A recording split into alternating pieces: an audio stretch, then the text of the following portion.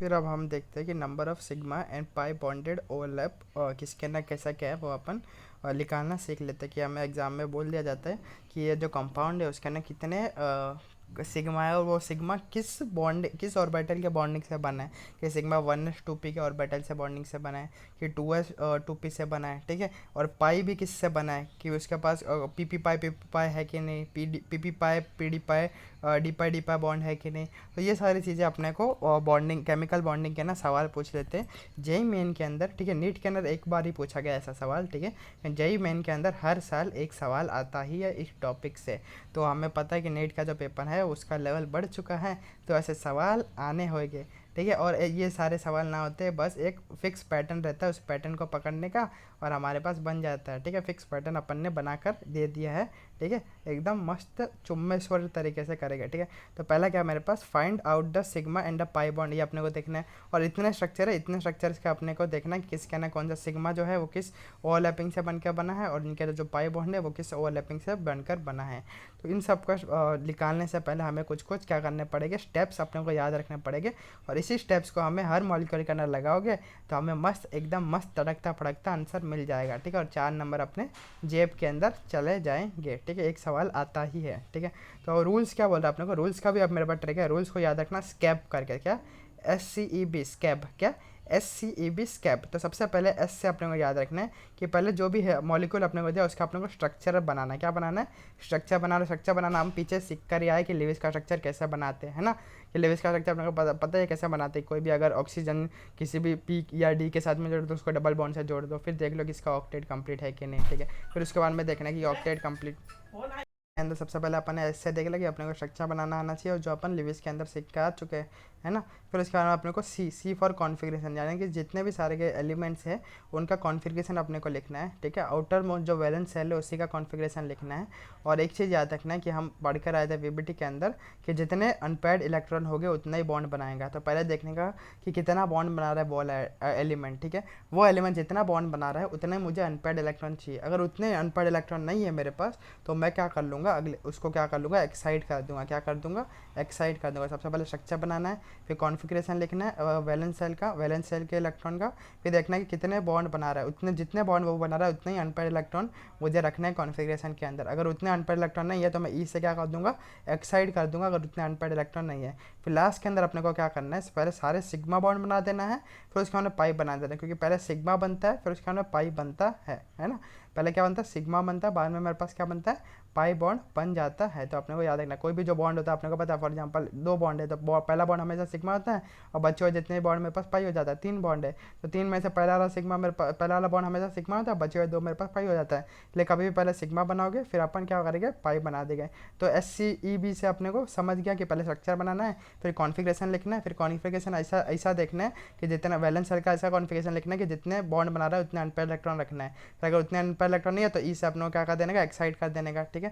फिर उसके बाद पहले सिग्मा बॉन्ड बना देने का सारे, फिर उसके बाद सारे पाई बॉन्ड बना देगा। तो इससे अपने को सारे के सारे क्या हो जाएगा, सवाल बन जाएगा। तो स्कैब स्कैब ट्रिक याद रखना।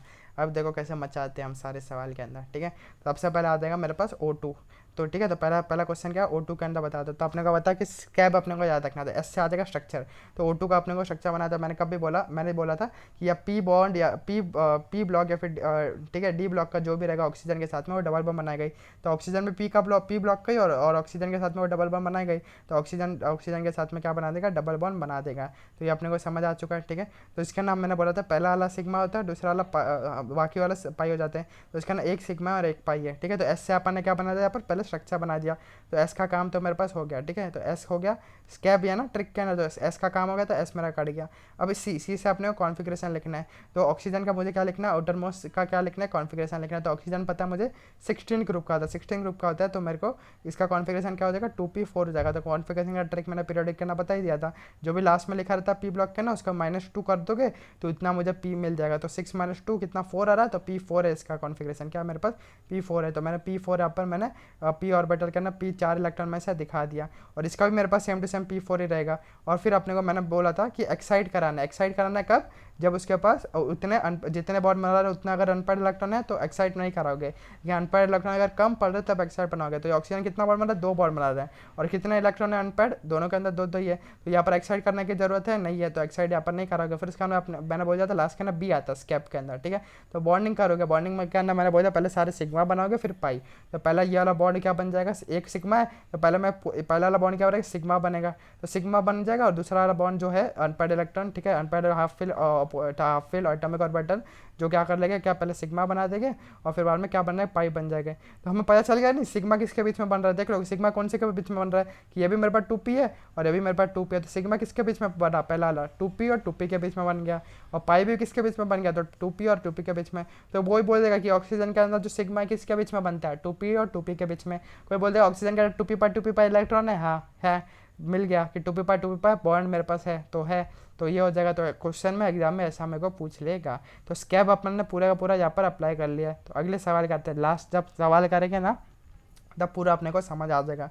अगला सवाल, तो मेरा ट्रिक क्या था, SCEB स्कैप करके पहले अपने को क्या बनाना है, स्ट्रक्चर बनाना है। तो स्ट्रक्चर अपने को पता ही है, नाइट्रोजन, ठीक है, नाइट्रोजन जब भी, ठीक है, नाइट्रोजन मेरे पास क्या होता है, ठीक है, हमेशा क्या करना है, 3 बॉन्ड, ठीक है, नाइट्रोजन का 15 ग्रुप का, 15 के बाद 5 वाले इलेक्ट्रॉन है, 5 वाले इलेक्ट्रॉन है, तो ऑक्टेट के लिए 3 चाहिए, तो ये क्या कर लेगा, 3 बॉन्ड बना देगा, और इसको भी 5 इलेक्ट्रॉन है, ये भी 3 बॉन्ड बना देगा, तो दोनों का ऑक्टेट मेरे पास क्या कंप्लीट है, ठीक है, ऑक्टेट मेरे पास कंप्लीट है। ये मेरे पास क्या स्ट्रक्चर हो गया, पहला वाला बॉन्ड हमेशा सिग्मा होता है, तो इसके पास एक सिग्मा है और मेरे पास 2 पाई है। अब हमें पता लगाना कि सिग्मा जो पाई है वो कौन कौन से ऑर्बिटल से बॉन्डिंग से अपने को मिले हैं, ठीक है। तो पहले अपने को क्या, फिर एस से अपने अपन स्ट्रक्चर बना लिया, फिर आता है कॉन्फिगरेशन लेके आएगा किसका, वैलेंस सेल का। तो 15 ग्रुप का है, तो 15 ग्रुप का इसका 15 ग्रुप का, तो मैंने बोल दिया था जब जो भी लास्ट में लिखा रहता है -2 करता, -2 करता तो P3 हो जाएगा इसका कॉन्फिगरेशन, 2p3 मेरे पास कॉन्फिगरेशन रहेगा, तो इसका भी 2p और 3 हो जाएगा, 2p3। और फिर बाद में आज एस हो गया, कॉन्फिगरेशन ई लिख दिया, एक्साइट इफ नेसेसरी। तो एक्साइट करने की जरूरत है क्या, 3 अनपेड इलेक्ट्रॉन है, 3 अनपेड इलेक्ट्रॉन है और 3 बॉन्ड बना रहे हैं, तो एक्साइट करने की कोई जरूरत नहीं है। फिर आता है बी से आएगा बॉन्डिंग, तो बॉन्डिंग बना दो।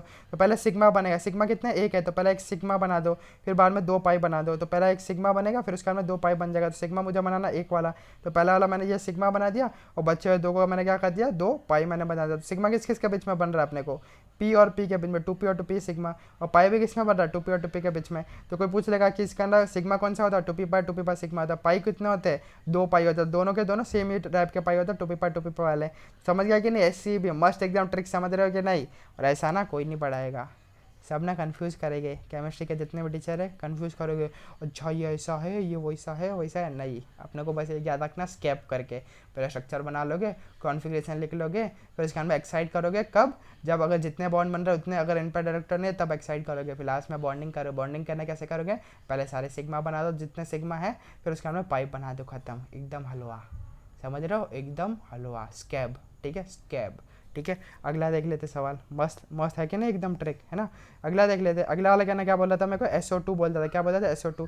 तो मुझे क्या पता है, अब मुझे क्या पता है कि जब भी मेरा P ब्लॉक या फिर D ब्लॉक ऑक्सीजन के साथ मतलब डबल बॉन्ड बनाता ही है, ये मेरे पास सल्फर क्या P ब्लॉक है ना, P ब्लॉक का है सल्फर, तो ऑक्सीजन के साथ में डबल बॉन्ड बना देगा, ये भी डबल बॉन्ड बना देगा।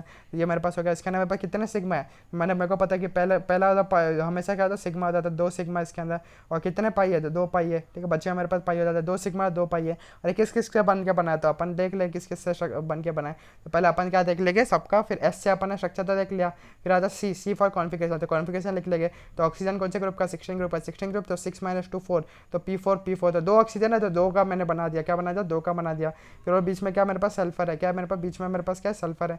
तो सल्फर का अगर मैं कॉन्फिगरेशन लूँगा, सल्फर भी कौन से ग्रुप का, 16 ग्रुप का है, 16 ग्रुप का, तो सल्फर का मेरे पास क्या हो जाएगा, P4 मेरे पास हो जाएगा, सल्फर का भी मेरे पास क्या हो जाएगा, P4 कॉन्फिगरेशन बन जाएगा। अब अपन देखते हैं कि सल्फर कितना बॉन्ड, पहले देखते हैं ऑक्सीजन बॉन्ड बना रहा है, ये वाला ऑक्सीजन कितना बना रहा है, 2 बॉन्ड बना रहा है, 2 बॉन्ड बना रहा है, 2 अनपेड इलेक्ट्रॉन है, हाँ, तो इसको एक्साइट करने की जरूरत नहीं है, ठीक है।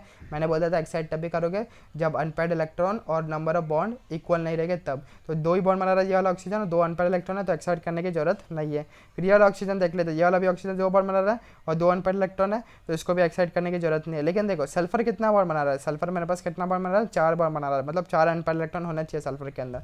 इन सल्फर का अगर देखा जाए तो P4 है ना, P4 है, तो मेरे पास खाली 2 ही अनपेड इलेक्ट्रॉन इसके पास हो जाते हैं। तो इसको क्या करना पड़ेगा, एक्साइट करना पड़ेगा अपना एक इलेक्ट्रॉन, जिससे इसके पास 2 और अनपेड इलेक्ट्रॉन मिल जाए। तो ये एक्साइट कहाँ से करेगा, कुछ लोग क्या करते बोलो, गलती बताता हूँ मैं, सबकी गलती बताता हूँ। एक्साइट करने के अंदर लोग कुछ लोग क्या कर लेते हैं, गलती कर लेते हैं। ध्यान से देखो, ध्यान से देखो, ठीक है। तो एक्साइड करने के लिए लोग क्या गलती कर देते हैं, ठीक है। तो अपना क्या करना है, एक्साइड अपने को करना है। तो एक्साइड जब भी करना है तो मैं क्या कर लूँगा, ये वाला इलेक्ट्रॉन यहाँ पर मैं कर लूँगा, यहाँ पर मैं एक्साइड कर लूँगा। तो मेरे को पता है 3s होता है, फिर 3p होता है, 3d होता है। तो एक जो अनपढ़ इलेक्ट्रॉन था वो एक्साइड होगा, कहाँ पर चला जाएगा, 3d के अंदर चले जाएगा। अब हमारे पास यहाँ पर 4 बॉन्ड बना रहे सल्फर और 4 अनपढ़ इलेक्ट्रॉन है। तो अब हम क्या कर सकते हैं, बॉन्डिंग कर सकते हैं। तो पहले मैंने क्या कर लिया, स्ट्रक्चर देख लिया, फिर मैंने कॉन्फ़िगरेशन लिख दिया सबका, फिर देख लिया एक्साइड जरूरी है कि नहीं। हाँ, मैंने एक्साइड देख लिया कि ऑक्सीजन तो एक्साइड करने की जरूरत नहीं है, क्योंकि उसके बाद 2 ही बॉन्ड बना रहा है और 2 अनपेड इलेक्ट्रॉन है, कोई जरूरत नहीं है। लेकिन सल्फर क्या कर रहा है, 4 बॉन्ड बना रहा है, लेकिन उसके पास अनपेड इलेक्ट्रॉन 2 ही थे, इसलिए क्या कर दिया, एक इलेक्ट्रॉन को मैंने एक्साइड कर दिया, जिससे हमारे पास अपने आप 4 इलेक्ट्रॉन मेरे पास क्या अनपेड हो गए, जिससे वो 4 बॉन्ड बना सकता है। ये बॉन्ड बनाना, बॉन्ड करना पहले सारे सिग्मा, फिर बाद में सारे पाई। तो ऑक्सीजन कितना पाई सिग्मा बना रहा है, 1 सिग्मा। तो ऑक्सीजन क्या करेगा, पहले 1 सिग्मा इसके साथ बना देगा और दूसरा क्या बन देगा, और वही ऑक्सीजन दूसरे के साथ में क्या बना देगा, पाई बना देगा, ठीक है। तो पहले अपने को सारे क्या करना है, सिग्मा ही बनाना है। पहले क्या करना है, सिग्मा बनाना है।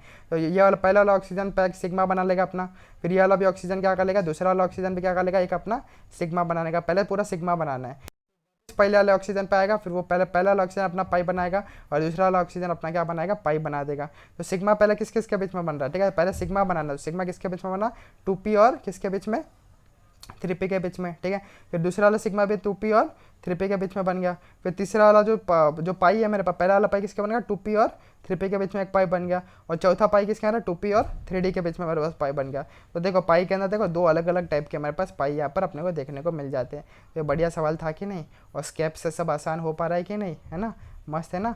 और ये वाला सवाल ना लोग ना बहुत टाइम लगाते हैं, लेकिन अगर प्रैक्टिस कर लोगे ना ऐसा, तो खट खट करना सीख जाओगे, ठीक है। तो अभी तो थोड़ा नया पहली बार देख रहे हो ना, इसलिए टाइम थोड़ा लगेगा। अगला सवाल देख लेते हैं, SO3। तो अपने को पता है SO3 का जब भी मेरे पास आता है, जब भी 16 ग्रुप का होता है ऑक्सीजन के साथ में, तो क्या करेगा, डबल बॉन्ड बनाएगा। तो सल्फर क्या करेगा, सबके साथ में डबल बॉन्ड बना देगा। और इसके अंदर मेरे पास क्या है, 3 मेरे पास सिग्मा है और 3 मेरे पास क्या है, इसके पास पाई है। 3 सिग्मा 3 पाई है। तो अपन देख लेते हैं। तो पहले अपने को क्या करना है, स्कैप करना है, SCB। तो स्कैप से अपने स्ट्रक्चर तो बना दिया, अभी अपन क्या करेंगे, कॉन्फ़िगरेशन लिख लेंगे। 3 ऑक्सीजन का लिख लेंगे और सल्फर का भी अपन कॉन्फ़िगरेशन लिख लेंगे। तो तीनों ऑक्सीजन का मैंने लिख लिया। ऑक्सीजन का मेरे पास 16 ग्रुप का था, 16 6 - 2 4, तो 2p4 हो जाएगा ऑक्सीजन, ठीक है। और हर एक ऑक्सीजन कितना बॉन्ड बना रहा है, 2 बॉन्ड बना रहा है। हर एक ऑक्सीजन 2 बॉन्ड बना रहा है, तो ऑक्सीजन का 2 ही अनपेड इलेक्ट्रॉन चाहिए। तो हर एक ऑक्सीजन के पास 2 अनपेड इलेक्ट्रॉन है, तो ऑक्सीजन को यहाँ पर एक्साइड करने की जरूरत नहीं है, ठीक है। ऑक्सीजन को एक्साइड करने की जरूरत नहीं है। फिर सल्फर कितना बॉन्ड बना रहा है, सल्फर 6 बॉन्ड बना रहा है, तो सल्फर के पास 6 अनपेड इलेक्ट्रॉन होना चाहिए। लेकिन सल्फर का मेरे पास कॉन्फिगर कितना होता है, 3p4 हो जाता है। 3p4 हो जाएगा, तो यहाँ पर मेरे पास कितना है, 2 ही अनपेड इलेक्ट्रॉन। तो 2 ही अनपेड इलेक्ट्रॉन, तो पहले क्या करूँगा, यहाँ से ये वाला इलेक्ट्रॉन में 3d के अंदर एक्साइड कर दूंगा, तो 4 हो गए। लेकिन अपने को 6 चाहिए, तो ये वाला भी इलेक्ट्रॉन मैं क्या कर दूंगा, यहाँ पर एक्साइड कर लूँगा, ठीक है। तो ये वाला भी मैं इलेक्ट्रॉन क्या कर लूँगा, एक्साइड कर लूँगा। तो जिससे मेरे पास क्या हो जाएगा, 6 अनपेड इलेक्ट्रॉन मेरे पास हो जाएगा। तो याद रखना, जब भी एक्साइड होते तो पहले ना बाहर वाले से एक्साइट होना चालू होता है, यानी कि पहले ये वाला जाएगा एक्साइट होकर, फिर ये वाला जाएगा, ना कि अंदर वाले से एक्साइट होता है। ये वाला पहले मत भेज देना, फिर ये मत भेज देना, ठीक है। तो गलती मत करना, जब भी एक्साइटेशन होता है तो आउटर वाले से अंदर वाले की तरफ क्या होता है, एक्साइटेशन होता है। तो पहले ये वाला एक्साइट होगा, फिर उसके बाद में ये वाला एक्साइट होगा। तो छोटी छोटी चीज़ें याद रखो, वरना पूरा आंसर गलत हो जाएगा इतनी मेहनत करने के बावजूद भी, ठीक है। तो ये हमारे पास क्या, 6 अनपेड इलेक्ट्रॉन मेरे पास हो गए, इसके पास सल्फर के पास, ठीक है। सल्फर के पास 6 अनपेड इलेक्ट्रॉन हो गए। तो पहले क्या बनेंगे, सारे के सारे सिग्मा बन जाएंगे। तो कितने सिग्मा, 3 सिग्मा। तो 3 सिग्मा बना दो, तो हर एक ऑक्सीजन क्या करेगा, एक एक सिग्मा सबके साथ में बना देगा। और बच्चा फिर बाद में दूसरे टाइम में क्या कर लेगा, ऑक्सीजन क्या कर लेगा, एक एक पाई सबके साथ में बना देगा। तो 3 सिग्मा बन जाएगा, 3 पाई बन जाएगा। सिग्मा किस किसके बीच में बन रहा है मेरे पास, ये 2p ऑक्सीजन 2p है, और 3s मेरे पास क्या इसका सल्फर का, तो 3s2p 3s2p 3s2p। तो पूरा सिग्मा मेरे पास इनके साथ में मेरे पास बन गया। और पाई किसके साथ में बना, 3p2p 3d2p और 3d2p। तो मेरे पास 2 p पाई d पाई बॉन्ड है, ठीक है। कितने मेरे पास 2 p पाई d पाई मेरे पास बॉन्ड। और ये मेरे पास क्या, जेई मेन का py, क्योंकि SO3 जो स्ट्रक्चर है उसका ना कितने p पाई d पाई बॉन्ड है, 2 है। तो अपन ने ऐसे निकाल लिया, समझ रहे हो कि नहीं। कुछ भी पूछ सकता है कि कितने मेरे पास पीपी बॉन्ड कितने हैं मेरे पास, ठीक है। पीपाई कितने हैं, या फिर मेरे पास पीपाई डीपाई कितने, कुछ भी बोल देगा, या फिर मेरे को सिग्मा बॉन्ड भी पूछ लेगा। इसलिए हमें सब कुछ क्या होना चाहिए, डिटेल के अंदर पता हो जाना चाहिए। तो कुछ नहीं करना है, अपने को स्कैब याद रखना है, पहले स्ट्रक्चर बनाना है, फिर बाद में सबका क्या करना है, कॉन्फिगरेशन लिख लेना है। फिर देखना है कि जितने ठीक है, जितने अनपेड इलेक्ट्रॉन है उतने मेरे पास बॉन्ड बन रहे हैं कि नहीं। अगर नहीं बन रहे तो क्या कर लो, एक्साइट कर दो। और जब भी एक्साइटेशन होता है बाहर से अंदर की तरफ होता है, ये वाली चीज़ याद रख लेना, ठीक है। फिर उसका बॉन्ड बनाना, पहले सारे सिग्मा बना दो, बाद में क्या कर दो, पाइप बना दो, ठीक है। खत्म, एकदम आसान है ना। फिर अगला क्या बोला मैं का SO4 2-, तो सबसे पहले स्कैप याद रखना है कभी भी SCB, तो पहले स्ट्रक्चर बनाने का SO4 2- का स्ट्रक्चर अपने को पता है। जब भी मेरे पास क्या होता है पी ब्लॉक का जब भी ऑक्सीजन के साथ में तो डबल बॉन्ड बनाएगा, डबल बॉन्ड बना दिया। और ये O- है, O- यानी कि ऑक्सीजन के पास 6 वैलेंस इलेक्ट्रॉन होता है, माइनस हो गया लेकिन 7 हो जाएगा, तो 7 वैलेंस इलेक्ट्रॉन है, इसलिए एक ही इलेक्ट्रॉन चाहिए इसको बॉन्ड बनाने के लिए, ठीक है, एक ही चाहिए, तो इसलिए O- एक एक ही बॉन्ड बनाएगा। तो स्ट्रक्चर मेरा SO4 2- का अपने को पता है, ठीक है, लिविस के नंबर पढ़ के आई है, ठीक है। इसके ना कितना सिग्मा बन रहा है, सल्फर कितना सिग्मा बना रहा है, 4 सिग्मा बना रहा है और 2 पाई मेरे पास बना रहा है, तो ठीक है। तो अपना कौन कौन से किस किस से मिलकर बनता है वो भी अपन देख लेते हैं, ठीक है। तो 2 सिग्मा जो 2 पाई है वो किस किस से मिलकर बनाते हैं वो भी अपन देख लेते हैं। सबसे पहले कितने ऑक्सीजन है, ध्यान से देखो, 4 ऑक्सीजन है, 4 ऑक्सीजन, 4 के 4 का मैं क्या लिख सकता हूँ, ऑक्सीजन का मुझे पता 16 ग्रुप का था, 16 ग्रुप का यानी कि P4 है, सबका मैंने P4 का कॉन्फिगरेशन मैंने लिख लिया है, ठीक है। और सल्फर सल्फर सल्फर मेरे पास कितना बॉन्ड बना रहा है, यहाँ पर 6 बॉन्ड बना रहा है, यानी सल्फर को 6 वैलेंस इलेक्ट्रॉन चाहिए, तो सल्फर 6 बार मारा, 6 वैलेंस इलेक्ट्रॉन चाहिए, तो मैंने पहले से इसको एक्साइटेड स्टेट के अंदर पूरा का पूरा लिख दिया है, ठीक है। सेम टू सेम पिछले वाले सवाल जैसे ही है ना, कि सल्फर को भी यहाँ पर भी 6 बार मारा रहा था, यहाँ पर वो एक्साइटेड स्टेट वाला ही मैंने यहाँ पर आकर लिख दिया है, ठीक है। तो एक एक करके एक्साइट करते जाना, और पहले बाहर वाले को एक्साइट करना, फिर अंदर वाले को एक्साइट करना, तो ये वाला रूल अपने को बताना चाहिए। तो पहले सारे चारों में क्या कर रहे थे, सिग्मा बना लेता हूँ, तो पहले मैंने ये सिग्मा बना दिया, फिर ये सिग्मा बना दिया, पहले ये सिग्मा, फिर ये सिग्मा, फिर ये सिग्मा, फिर ये सिग्मा, फिर बाद में क्या कर लो, तो 2 पाई है तो 2 पाई में बना लेता हूँ, ठीक है, रेड रेड से। तो पहले पहले चारों सिग्मा बना था, फिर 2 पाई बना दिया, कितना सिग्मा बन रहा है, कितने पाई बन रहे हैं, तो अपने को समझ आ चुका है, तो एकदम आसान था ये। अगला है PO4 3-, तो इसका भी पहले क्या करना, स्कैप से ही करना है, SCB से ही करना है, पहले स्ट्रक्चर बना दिया। अपने को था फॉस्फोरस कौन से ग्रुप का है, P ब्लॉक का है, ठीक है, P ब्लॉक का है। P ब्लॉक को जब भी ऑक्सीजन के साथ में आएगा वो क्या करेगा, डबल बॉन्ड मेरे पास बनाएगा, डबल बॉन्ड बना दिया, लेकिन 3 माइनस है तो नेगेटिव चार्ज स्टेबल है, मोर इलेक्ट्रॉन नेगेटिव, तो ऑक्सीजन ज़्यादा इलेक्ट्रॉन नेगेटिव, इसके बाद 3 माइनस है, 3 माइनस है तो ऑक्सीजन 7 इलेक्ट्रॉन हो जाएगा, 7 इलेक्ट्रॉन हो जाएगा, तो ये तीनों ऑक्सीजन एक एक की बॉन्ड बनाएगा ऑक्टेट करने के लिए, और ये क्या कर लेगा, इसे बना देगा। तो इसका स्ट्रक्चर अपन ने देख लिया है। तो इसके पास कितने सिग्मा, 4 सिग्मा है मेरे पास, ठीक है, इसके बाद 4 सिग्मा है और एक मेरे पास खाली एक ही पाई है। तो अपन फिर देख लेते हैं सबका, अपन जो साइड एटम है, ठीक है, उनका मैंने इलेक्ट्रॉनिक कॉन्फिगरेशन लिख दिया। ऑक्सीजन का मेरे पास 2p4 हो जाता है, सबका मैंने 2p4 वाला देख लिया। और इसका इसका फॉस्फोरस यहाँ पर कितना बार मारा, 5 बार मारा था, 5 बार मारा था, तो मैं ऐसा एक्साइटेड स्टेट रखूँगा जहाँ पर इसका क्या बन जाए, 5 बार बन जाए। तो पहले मैंने क्या कर दिया, उसको एक्साइटेड स्टेट के अंदर करके रख ही दिया है, ठीक है, फॉस्फोरस का। फिर मैं पहले क्या कर दूंगा, सारे के सारे सिग्मा बना दूंगा, ठीक है। तो सारे पाँच कितने सिग्मा, 4 सिग्मा, 4 के चारों में क्या कर लूँगा, पहले सिग्मा बना दूंगा, तो मैंने 4 के 4 सिग्मा बना दिया। फिर उसके बाद मैं क्या कर दूंगा, मैं पाइप बना दूंगा। तो 4 सिग्मा किससे बन रहा है, पाइप किससे बन रहा है वो अपने को पता चल जाएगा। तो स्केप्स एकदम आसान तरीके से मैंने बना दिया कि नहीं, एकदम पूरा केमिस्ट्री को, है ना, एकदम एकदम आसान है, ठीक है। तो ये वाला अपने को समझ आ चुका है, ठीक है। फिर उसके बाद में आ जाता है देख लेते ये वाला स्ट्रक्चर देख लेते कि ये उसका नाम अपने को बाद में क्या बोलते हैं कि find out the sigma and overlap, इसका ना बोल जाता है। और वही स्ट्रक्चर और अपने को कुछ दे देगा, ठीक है, जिसका ना खाली सिग्मा ही निकालने वाला, पाई नहीं निकालने वाला। तो सेम टू सब कुछ नहीं करना, स्कैप वाले ट्रिक लगाने का। पहले स्ट्रक्चर बना दिया, स्ट्रक्चर बना दिया, ठीक है। साइड आइटम कौन सा बना, हाइड्रोजन है, तो हाइड्रोजन का ऊपर मेरा इलेक्ट्रॉन कॉन्फिगरेशन 1 हो जाएगा, 1s1, ठीक है। तो मैंने 1s1 लिख दिया। और कार्बन, कार्बन मेरे पास कितना, कार्बन का मेरे पास 14 ग्रुप का, 14 ग्रुप यानी कि -2 का दो, तो P2 हो जाएगा। तो P2 है तो P2 हो जाएगा मेरे पास। तो 2 ही अनपेयर्ड इलेक्ट्रॉन, 2 ही अनपेयर्ड इलेक्ट्रॉन, तो इसको क्या कर दो, एक्साइट कर दो, 2 ही अनपेयर्ड इलेक्ट्रॉन एक्साइट कर दो, तो मेरे पास ये बन जाएगा, ठीक है। एक मैंने एक्साइट कर दिया तो मेरे पास क्या बन गया, ये बन गया। फिर पहले सारे सिग्मा बना दो, फिर बाद में पाई, तो पाई है ही नहीं, तो पहले सब क्या कर लूँगा, मैं सिग्मा ही बना दूंगा एक एक के साथ में। तो मैंने सबके साथ में क्या कर दिया, सिग्मा मैंने बना दिया। तो मेरे पास सिग्मा किस किस के बीच में बन जाता है वो अपन देख लेंगे। फिर सेम टू सेम अगला NH3, तो पहले NH3 का स्ट्रक्चर बना दो, तो NH3 का स्ट्रक्चर अपने को बनाने आता ही है ना। फिर उसके बाद में अपन क्या कर लेंगे, साइड आइटम नाइट्रोजन हाइड्रोजन है, साइड आइटम हाइड्रोजन, तो हाइड्रोजन 1s1 हो जाता है, तो मैंने 3 हाइड्रोजन 1s1 लिख दिया। फिर NH3 के अंदर मेरे पास क्या होता है, ठीक है, 15 ग्रुप का, 15 ग्रुप का, तो -2 का, तो P3, तो पहले से 3 अनपेयर्ड इलेक्ट्रॉन है, 3 अनपेयर्ड इलेक्ट्रॉन है, 3 बॉन्ड बनाना है, ठीक है। 3 अनपेयर्ड 3 बॉन्ड बनाना, तो एक्साइट करने की यहाँ पर जरूरत है नहीं। फिर अपन क्या कर लेंगे, एस कर लिया, कॉन्फिगरेशन लिख लिया, एक्साइट करने की जरूरत है नहीं। अभी 20 से क्या कर लेंगे, बॉन्डिंग बना लेंगे। तो पहले सारे के सारे सिग्मा बना देंगे, फिर पाई बना लेंगे, पाई है नहीं तो सारे के सारे क्या बन जाएंगे, सिग्मा ही बन जाएंगे। अगला BCl3 का कुछ नहीं, BCl3 का स्ट्रक्चर मैंने बना दिया, ठीक है, BCl फिर उसके साइड आइटम क्या मेरे पास Cl है, तो Cl मेरे पास 17 ग्रुप का, 17 ग्रुप का यानी 7 - 2 5, तो P5 मेरे पास हो जाएगा। तो P5 मेरे पास क्या लिख लिया, कॉन्फिगरेशन मैंने लिख लिया, ठीक है, P5। और इनके पास क्या है, एक एक बॉन्ड बनाना है क्लोरीन को, तो एक एक अनपेयर्ड इलेक्ट्रॉन इनके पास है ही है, तो एक एक बॉन्ड बनाना, तो एक एक अनपेयर्ड इलेक्ट्रॉन है ही है, तो मस्त है, ठीक है, इनको एक्साइट करने की जरूरत नहीं। फिर था बोरॉन, बोरॉन का मेरे पास कौन सा ग्रुप, 13 ग्रुप का था, 13 ग्रुप का था, तो -2 का था, तो P कितना हो जाएगा, 1 हो जाएगा, यानी कि एक ही अनपेयर्ड इलेक्ट्रॉन बोरॉन को। लेकिन इसको क्या चाहिए, 3 बार बनाना है, तो इसको एक्साइट करना पड़ेगा। तो मैं क्या करूँगा, एक ही अनपेयर्ड इलेक्ट्रॉन एक्साइट कर लूँगा, तो एक्साइट करने से मेरे पास 3 अनपेयर्ड इलेक्ट्रॉन हो जाएगा, और 3 बार बना लेगा। यहाँ पर एक्साइट करने की जरूरत थी, बाद में क्या करेगा, तीनों के तीनों क्या कर लेगा, अपन सिग्मा बना लेगा, ठीक है। तो S का स्ट्रक्चर बना लिया, कॉन्फिगरेशन लिख लिया, फिर एक्साइट कर लिया, क्योंकि यहाँ पर 3 बार बना रहा था, 3 चाहिए था अनपेयर्ड इलेक्ट्रॉन, फिर बाद में बॉन्डिंग बना दिया, तो SCB से अपने पास ये हो गया, ठीक है। कितना आसान है भाई, SCB स्कैप कर लो, खत्म। कहाँ नहीं, ठीक है। अगला देख लो क्लोरीन। क्लोरीन का स्ट्रक्चर अपने को पता है, क्लोरीन के पास कितना हो जाता है 17 ग्रुप का, 17 ग्रुप का 7 वाला इलेक्ट्रॉन है, तो एक ही बॉन्ड बनाना है, एक बॉन्ड बनाएगा तब ऑक्टेट कंप्लीट हो जाएगा। तो ये दो, इसका भी ऑक्टेट कंप्लीट हो जाएगा, इसका भी ऑक्टेट कंप्लीट हो जाएगा, तो एक बॉन्ड क्लोरीन क्लोरीन क्या कर लेते हैं, बना लेते हैं। और इनके बीच में मेरे पास कौन सा बॉन्ड बन जाएगा, तो ये भी मेरे पास 70 ग्रुप का है, 70 ग्रुप का तो P5 हो जाएगा, ये भी P5 है और मेरे पास क्या ये भी P5, तो एक एक अनपेयर्ड इलेक्ट्रॉन है ये, और एक ही बॉन्ड बन रहा है, तो PP मेरे पास क्या 3p3 मेरे पास क्या बन रहा है, सिग्मा एक बन रहा है, ठीक है। फिर HCl के अंदर देख लो, HCl के अंदर मेरे पास क्या एक, ठीक है, HCl का मैंने स्ट्रक्चर बना दिया, ठीक है। 70 ग्रुप का तो 7 वैलेंस इलेक्ट्रॉन है, इसको एक इलेक्ट्रॉन चाहिए, तो ये और इसका भी डुप्लेट कंप्लीट हो रहा है, तो स्ट्रक्चर बना था अपन लिविस के अंदर सबका अच्छे से सीख कर आ गया, तो उसके ऊपर मैं एम्फेसिस यहाँ पर नहीं दे रहा हूँ। फिर अपने पास यहाँ पर अपने को क्या देखना है कि बॉन्डिंग कैसे हो रहा है मेरे पास, तो इसके पास हाइड्रोजन के पास एक अनपेयर्ड इलेक्ट्रॉन है मेरे पास 1s हो जाएगा, और क्लोरीन 17 ग्रुप का, तो मेरे पास क्या हो जाएगा एक अनपेयर्ड इलेक्ट्रॉन इसके पास हो जाएगा क्योंकि P5 हो जाएगा, ठीक है। देखिए और एक अनपेयर्ड इलेक्ट्रॉन है तो एक साइड टिकाने की जरूरत नहीं क्योंकि एक ही बॉन्ड बना रहा है, तो एक मेरे पास क्या है 1s3p वाला बॉन्ड बन जा रहा है। फिर H2H2 का कौन सा बॉन्ड बन जाता है, इसके बाद भी एक अनपेयर्ड इलेक्ट्रॉन, एक अनपेयर्ड इलेक्ट्रॉन 1s सिग्मा मेरे पास बन रहा है। तो अपन ने देख लिया भाई साहब एकदम खतरनाक तरीके से कि कैसे क्या हो जाता है, स्कैप के तरीके से पूरा का पूरा अपन ने देख लिया है। किसके तरीके से देख लिया अपन ने, स्कैप के ट्रिक से पूरा का पूरा अपन ने क्या कर लिया है, देख लिया है, ठीक है। तो ये अपने को समझ आ चुका है। फिर अगला देख लेते हैं अपन difference between sigma and pi bond. Sigma and pi bond का तो अपन पूरा पहले पढ़ के आया डेफिनेशन। तो सिग्मा क्या था, एक्सियल या फिर हेड ऑन ओवरलैपिंग हो जाता है, ठीक है, तो यानी कि गले मिलना एकदम कस कर, उसको बोलता है सिग्मा बॉन्ड, ठीक है।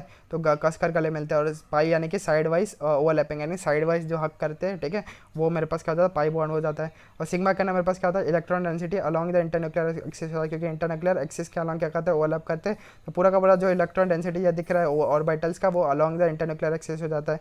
इन पाई के अंदर क्या होता है मेरे पास above and below the internuclear axis मेरे पास क्या हो जाता है, हो जाता है। देख लो सिग्मा, देख लो सिग्मा के ना इंटरन्यूक्लियर एक्सिस के अलॉन्ग है, इन पाई के अंदर देख लो ये इंटरन्यूक्लियर एक्सिस है और मेरे पास अबाव एंड बिलो है मेरे पास, क्योंकि देखो जो इंटरन्यूक्लियर एक्सिस के ऊपर तो खाली जो ऑर्बिटल्स के नोड आ रहे हैं, नोड यानी कि यहाँ पर इलेक्ट्रॉन डेंसिटी है नहीं, इंटरन्यूक्लियर एक्सिस के ऊपर ऑर्बिटल के नोड आ रहे हैं पाई के अंदर, तो इंटरन्यूक्लियर एक्सिस के अबाव मेरे पास इलेक्ट्रॉन डेंसिटी और बिलो है, इंटरन्यूक्लियर एक्सिस पे कोई इलेक्ट्रॉन डेंसिटी नहीं होती है पाई के अंदर, ठीक है। तो वही हम ऐसे शो करने का एक तरीका हो जाता है कि इलेक्ट्रॉन डेंसिटी है वो खाली अपने को ऊपर दिख रही है और मुझे नीचे दिख रही है, इलेक्ट्रॉन डेंसिटी के ऊपर तो मेरे पास नोड आ रहा है ना, ऐसी जगह जहाँ पर इलेक्ट्रॉन डेंसिटी है ही नहीं, तो ऐसे ऊपर अपन ऐसे दिखाने का मेरे पास तरीका हो जाता है कि अबाव एंड बिलो हो जाता है पाई के अंदर, और जो सिग्मा हो जाता है उसका ना अलॉन्ग हो जाती है इंटरन्यूक्लियर एक्सिस के अलॉन्ग हो जाता है इलेक्ट्रॉन की डेंसिटी, ठीक है। तो ये वाला भी अपने को समझ गया है। फिर यहाँ पर क्या होता है स्ट्रॉन्ग हो जाता है, ये सिग्मा बॉन्ड स्ट्रॉन्ग हो जाता है क्योंकि सामने से अपन झप्पी लेता है, ठीक है, गले मिलकर हक करते तो एकदम मस्त एकदम फीलिंग आती है, लेकिन साइड से करते तो उतना नहीं होता है स्ट्रॉन्ग, ठीक है, बॉन्ड अपन उतना एरिया सरफेस हम कवर नहीं कर पाते, लेकिन सामने से मिलते तो पूरा पूरा एकदम एरिया कवर कर सकते हैं, ठीक है, गले मिलते वक्त। तो वही है कि सिग्मा मेरे पास क्या होता है हेड ऑन हो जाता है, हेड ऑन हो जाता है इसलिए मेरे पास मस्त झप्पी ले सकते हैं, मस्त झप्पी ले सकते हैं तो एकदम स्ट्रॉन्ग बॉन्ड होगा। लेकिन जो सिग्मा पाई है, पाई मेरे पास क्या साइड वाइज है, साइड वाइज हक देते हैं तो उतना स्ट्रॉन्ग होता नहीं है, इसलिए मेरे पास यह वीक हो जाता है सिग्मा से, और ये मेरे पास क्या हो जाता है स्ट्रॉन्ग हो जाता है सिग्मा से। और फिर क्या बोलते हैं पहला बॉन्ड हमेशा सिग्मा बन जाता है, हमें पता है कि 3 बॉन्ड दिया रहेगा तो पहला सिग्मा होता है, बचे हुए 2 मेरे पास पाई हो जाते हैं, और एट लास्ट क्या होता है पाई बनता है, यानी कि पहला छोड़ के जितने भी सारे हो जाएंगे वो मेरे पास क्या हो जाएंगे पाई बॉन्ड हो जाते हैं। फिर एक बढ़िया पॉइंट हो जाता है कि जो सिग्मा होता है ना सिग्मा बॉन्ड उसके अंदर मेरे पास फ्री रोटेशन प्रेजेंट होता है, यानी कि सिग्मा बॉन्ड को कैसे भी घुमा दो, ठीक है, तो उसके अंदर रोटेशन मेरे पास हो जाता है। लेकिन जो पाई बॉन्ड हो जाता है उसके पास जो होता है रेस्ट्रिक्टेड रोटेशन रहता है, उसको नहीं घुमा सकते कैसे भी। अगर मैं ठीक है फॉर एग्जांपल मेरे पास सी डबल बॉन्ड कार्बन है तो इनको मैं इन कार्बन को ना मैं ऐसे ऐसे गोल गोल ऐसे नहीं घुमा सकता, दूसरे कार्बन को ऐसे मैं गोल, ठीक है, टूट जाएगा बॉन्ड, ठीक है, कट करके ऐसे टूट जाएगा, कट कट कट टूट जाएगा, ठीक है। लेकिन जो सिग्मा बॉन्ड है ना सिंगल है तो मैं गोल गोल घुमा सकता हूँ, इसलिए जो होता है कन्फर्मेंस अपन पढ़ते हैं, ठीक है, जो क्या पर पढ़ते हैं क्या पर पढ़ते हैं आइसोमरिज्म का ना कन्फर्मर्स पढ़ते हैं, तो कन्फर्मर्स सारे के सारे यूज करते सिग्मा बॉन्ड ही हो जाते हैं, इसलिए मेरे पास कन्फर्मर्स का ना सिग्मा बॉन्ड हो जाता है, इसलिए उसको हम घुमा सकते हैं। इसलिए मल्टीपल कन्फर्मर इन्फानाइट कन्फर्मर्स अपने को देखने को मिलते हैं। क्यों ये कन्फर्मर्स क्या होता है मेरे पास ऐसे हो जाते हैं आइसोमर, ठीक है, घुमा सकते हैं, उनके सिग्मा बॉन्ड होता है। सिग्मा बॉन्ड तो हम अलग अलग डिग्री से घुमा सकते हैं, 0.1 डिग्री से, फिर 0.1.2 डिग्री से, 0.1.3 डिग्री से, 1.4, 1.5, 1.025, 1.026, तो ऐसे इन्फानाइट डिग्री से हम घुमा सकते हैं सिग्मा बॉन्ड को, ऐसे इन्फानाइट डिग्री से हम सिग्मा बॉन्ड को घुमा सकते हैं, इसलिए मेरे पास कन्फर्मर्स क्या हो जाता है इन्फानाइट मेरे पास हो जाते हैं। तो वहाँ का ऑर्गेनिक का मैंने यहाँ भी रिलेट करके बता दिया कि कन्फर्मर मेरे पास इन्फानाइट क्यों होते हैं, कि सिग्मा बॉन्ड होता है उनके बीच में, सिग्मा बॉन्ड क्या होता है वो रोटेट कर सकते हैं सिग्मा बॉन्ड को, तो उसके अंदर हर डिग्री से हम एकदम छोटे से छोटे डिग्री को हम क्या कर सकते हैं घुमा सकते हैं उसको, डिग्री से भी छोटा क्या होता है मिनट्स हो जाता है, मिनट्स से भी छोटा क्या होता है सेकंड्स हो जाते हैं। फिजिक्स कहना पड़ते ही है ना कि 1 डिग्री 1 ठीक है 1 डिग्री इक्वल टू 60 मिनट, ठीक है, 60 मिनट्स इक्वल्स टू क्या वो मेरे पास इतना सेकंड्स हो जाता है, ठीक है। तो अपना पढ़ते ही है ना।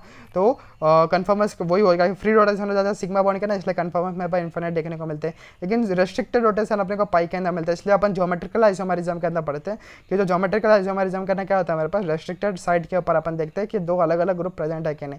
तो रेस्ट्रिक्टेड साइड का मतलब क्या होता है, उसको अपन घुमा नहीं सकता, अगर घुमाए गए तो कट करके क्या हो जाएगा, पूरा का पूरा टूट जाएगा। और एक बढ़िया सा ओपी पॉइंट मैं बताता हूँ, एक बढ़िया सा ओपी पॉइंट का बताता हूँ। ये आज तक अपन ने क्या था, 3 ही बॉन्ड देखा अल्काइन के अंदर, 3 से ज़्यादा बॉन्ड अपन कहीं पढ़ते ही नहीं है ना।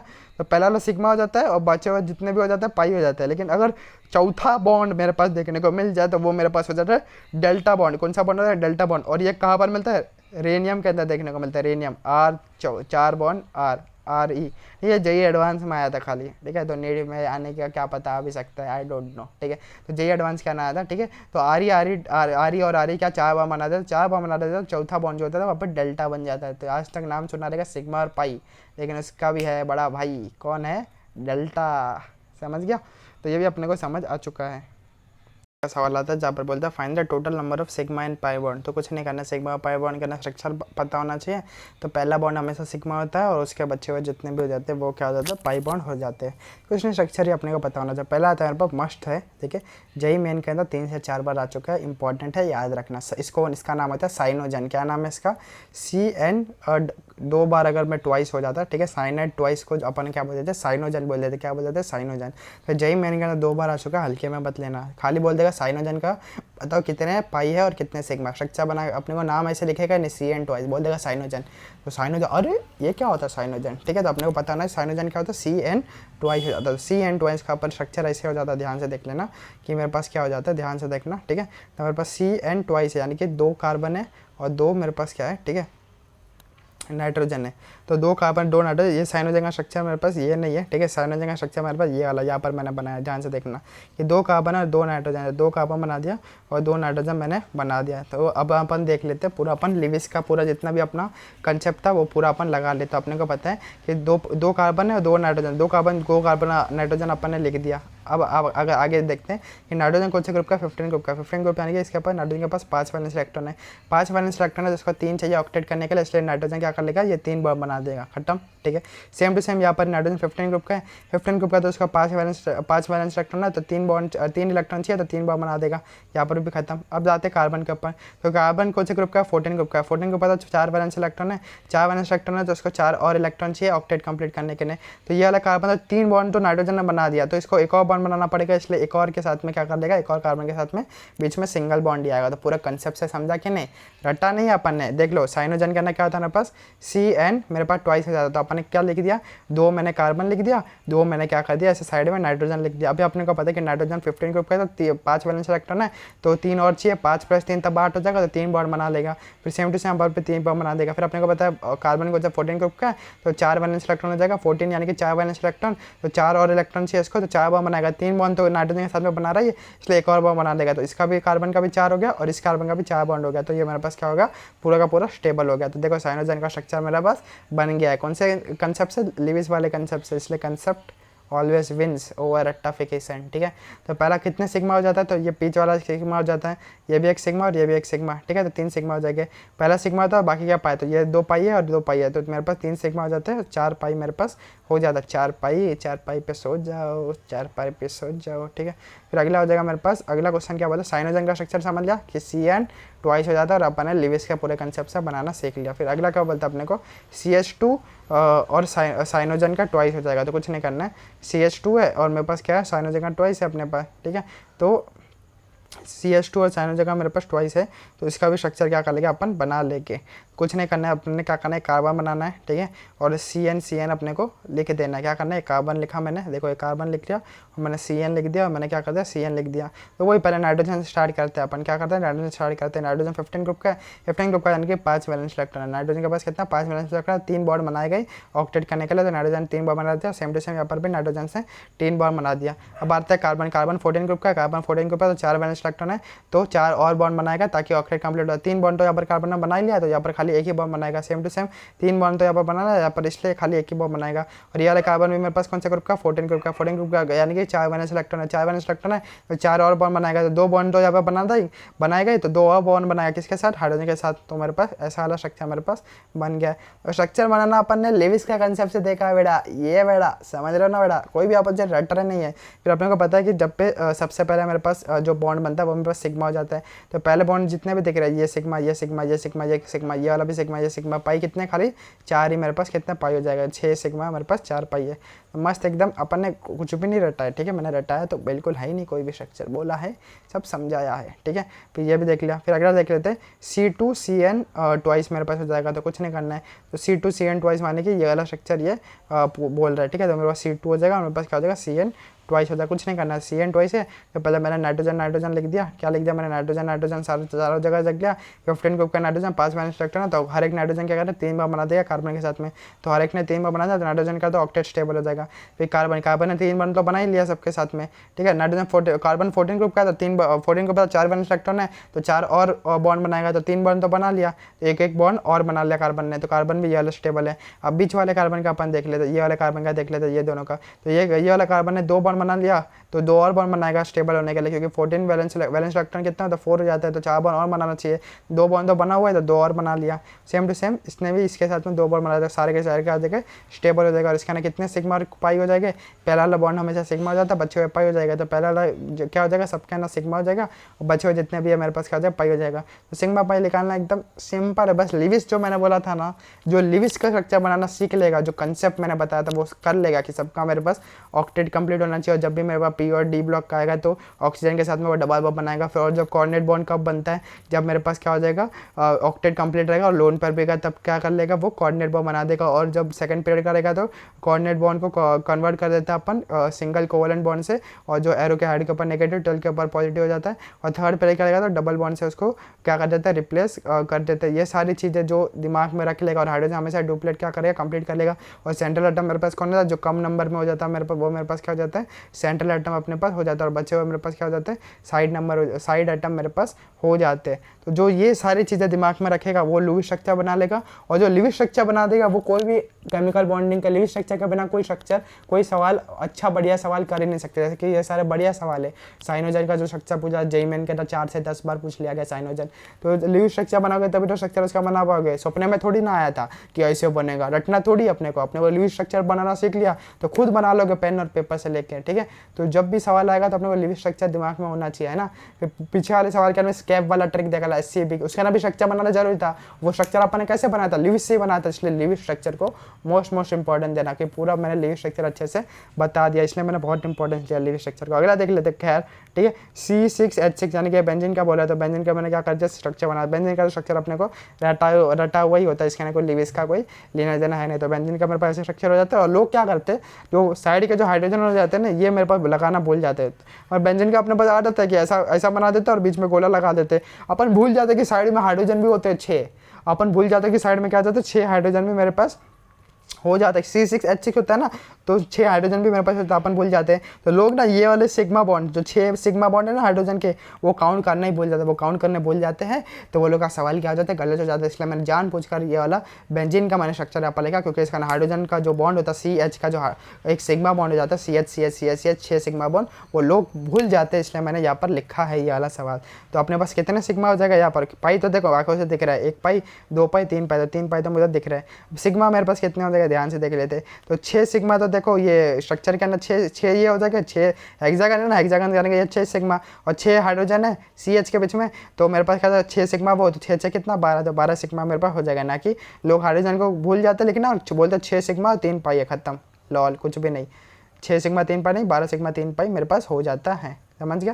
फिर अगला सवाल अपने को क्या बोल देता है H2SO4। तो H2SO4 कुछ नहीं करना अपने, मैंने जब भी बोल जाता क्या बोल जाता मैंने, जब भी मेरे पास जब भी H2SO4 है ना, तो सबसे पहले H2SO4 करना देखना सेंट्रल एटम कौन है। सेंट्रल एटम कौन है, जो कम नंबर में होता है। तो कम नंबर में सल्फर है, सल्फर मेरे पास सेंट्रल एटम होगा। फिर मैंने बोल जाता जब भी मेरे पास P या D ब्लॉक के साथ में ऑक्सीजन आएगा तो वो डबल बॉन्ड बनाई गई।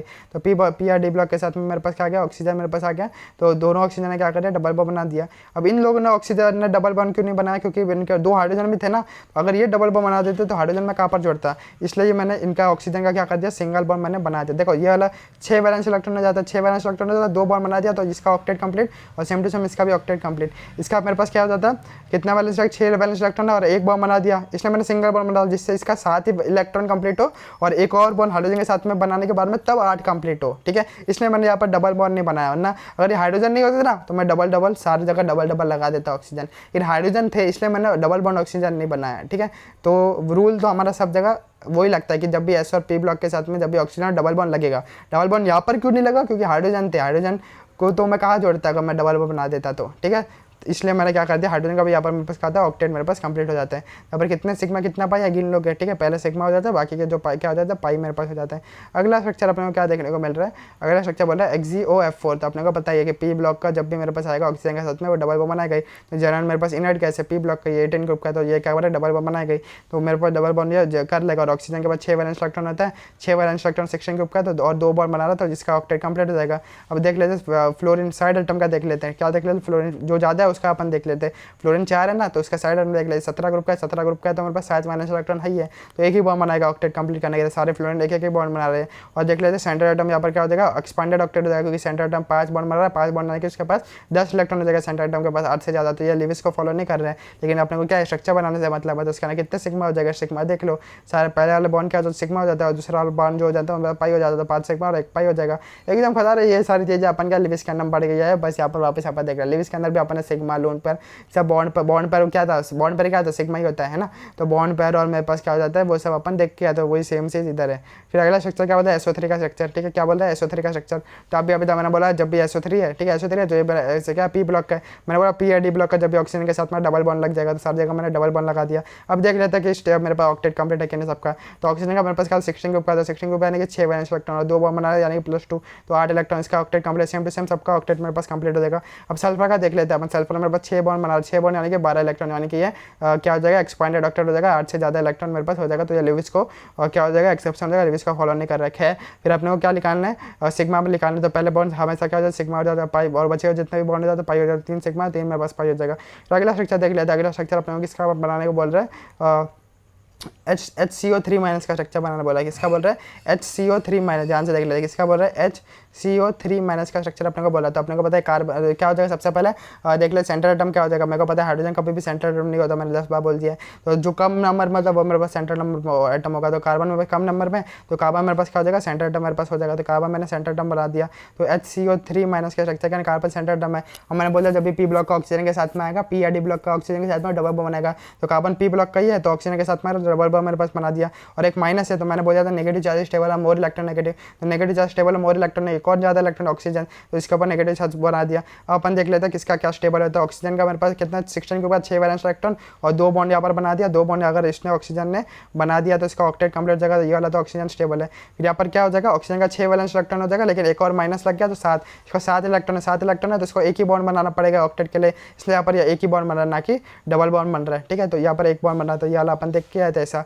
फिर अपन देख लेते हैं ये वाला ऑक्सीजन के पास कितना 6 वैलेंस इलेक्ट्रॉन है, इसने एक ही बॉन्ड क्यों बनाया, क्योंकि हाइड्रोजन कहाँ पर जुड़ेगा, हाइड्रोजन यहाँ पर जुड़ेगा ना, इसलिए यहाँ पर इसने एक ही बॉन्ड बनाया जिससे इसका 7 इलेक्ट्रॉन हो जाए, और एक हाइड्रोजन के साथ में जुड़ने के बाद में 8 इलेक्ट्रॉन इसका कंप्लीट हो जाए। और हाइड्रोजन के पास 1 इलेक्ट्रॉन होता है, तो एक बॉन्ड बनाने के बाद में उसका क्या होता है, एक और इलेक्ट्रॉन मिलकर डुप्लेट कंप्लीट हो जाए। तो सारे के सारा मेरे पास क्या हो जाएगा, स्टेबल हो जाएगा। HCO3 के अंदर स्ट्रक्चर मेरे पास सबका ऑक्टेट कंप्लीट हो जाएगा। फिर अपन देख लेते हैं XeO4 का स्ट्रक्चर अपन देख रहे हैं किसका, XeO4। तो अपने को पता है कौन सा ब्लॉक है, पी ब्लॉक है। तो मैंने पी या डी ब्लॉक का जब भी ऑक्सीजन के साथ में आएगा तो डबल बॉन्ड बन जाता है, सारा का सारा मेरे पास क्या हो रहा है, डबल बॉन्ड बन गया। अब देख लेते हैं सबका क्या होता है, ऑक्टेट कंप्लीट है कि नहीं। तो ऑक्सीजन मेरे पास 16 ग्रुप का 6 वैलेंस इलेक्ट्रॉन है, और सारे ऑक्सीजन 2-2 बॉन्ड बना रहा है, तो 8 हो गया ऑक्टेट कंप्लीट, यानी सारे ऑक्सीजन मेरे पास क्या स्टेबल है। लेकिन सेंटर एटम कितना बॉन्ड बना रहा है, मेरे पास 8 बॉन्ड बना रहा है। 8 बॉन्ड यानी कि कितना हो जाएगा मेरे पास, 8 बॉन्ड यानी कि 16 इलेक्ट्रॉन है सेंटर एटम के पास, यानी 8 से ज़्यादा है, यानी ये लिविस को फॉलो नहीं कर रहा, एक्सपांडेड ऑक्टेट है। ठीक है, तो साइड आइटम सारे के सारे मेरे पास स्टेबल हो जाएगा। तो सिग्मा कितने हैं, 4 सिग्मा है, क्योंकि पहले बॉन्ड हमेशा क्या होता है, सिग्मा हो जाएगा, 1 सिग्मा। ठीक है, मेरे पास 1 सिग्मा हो जाएगा, 2 सिग्मा, 3 सिग्मा, 4 सिग्मा,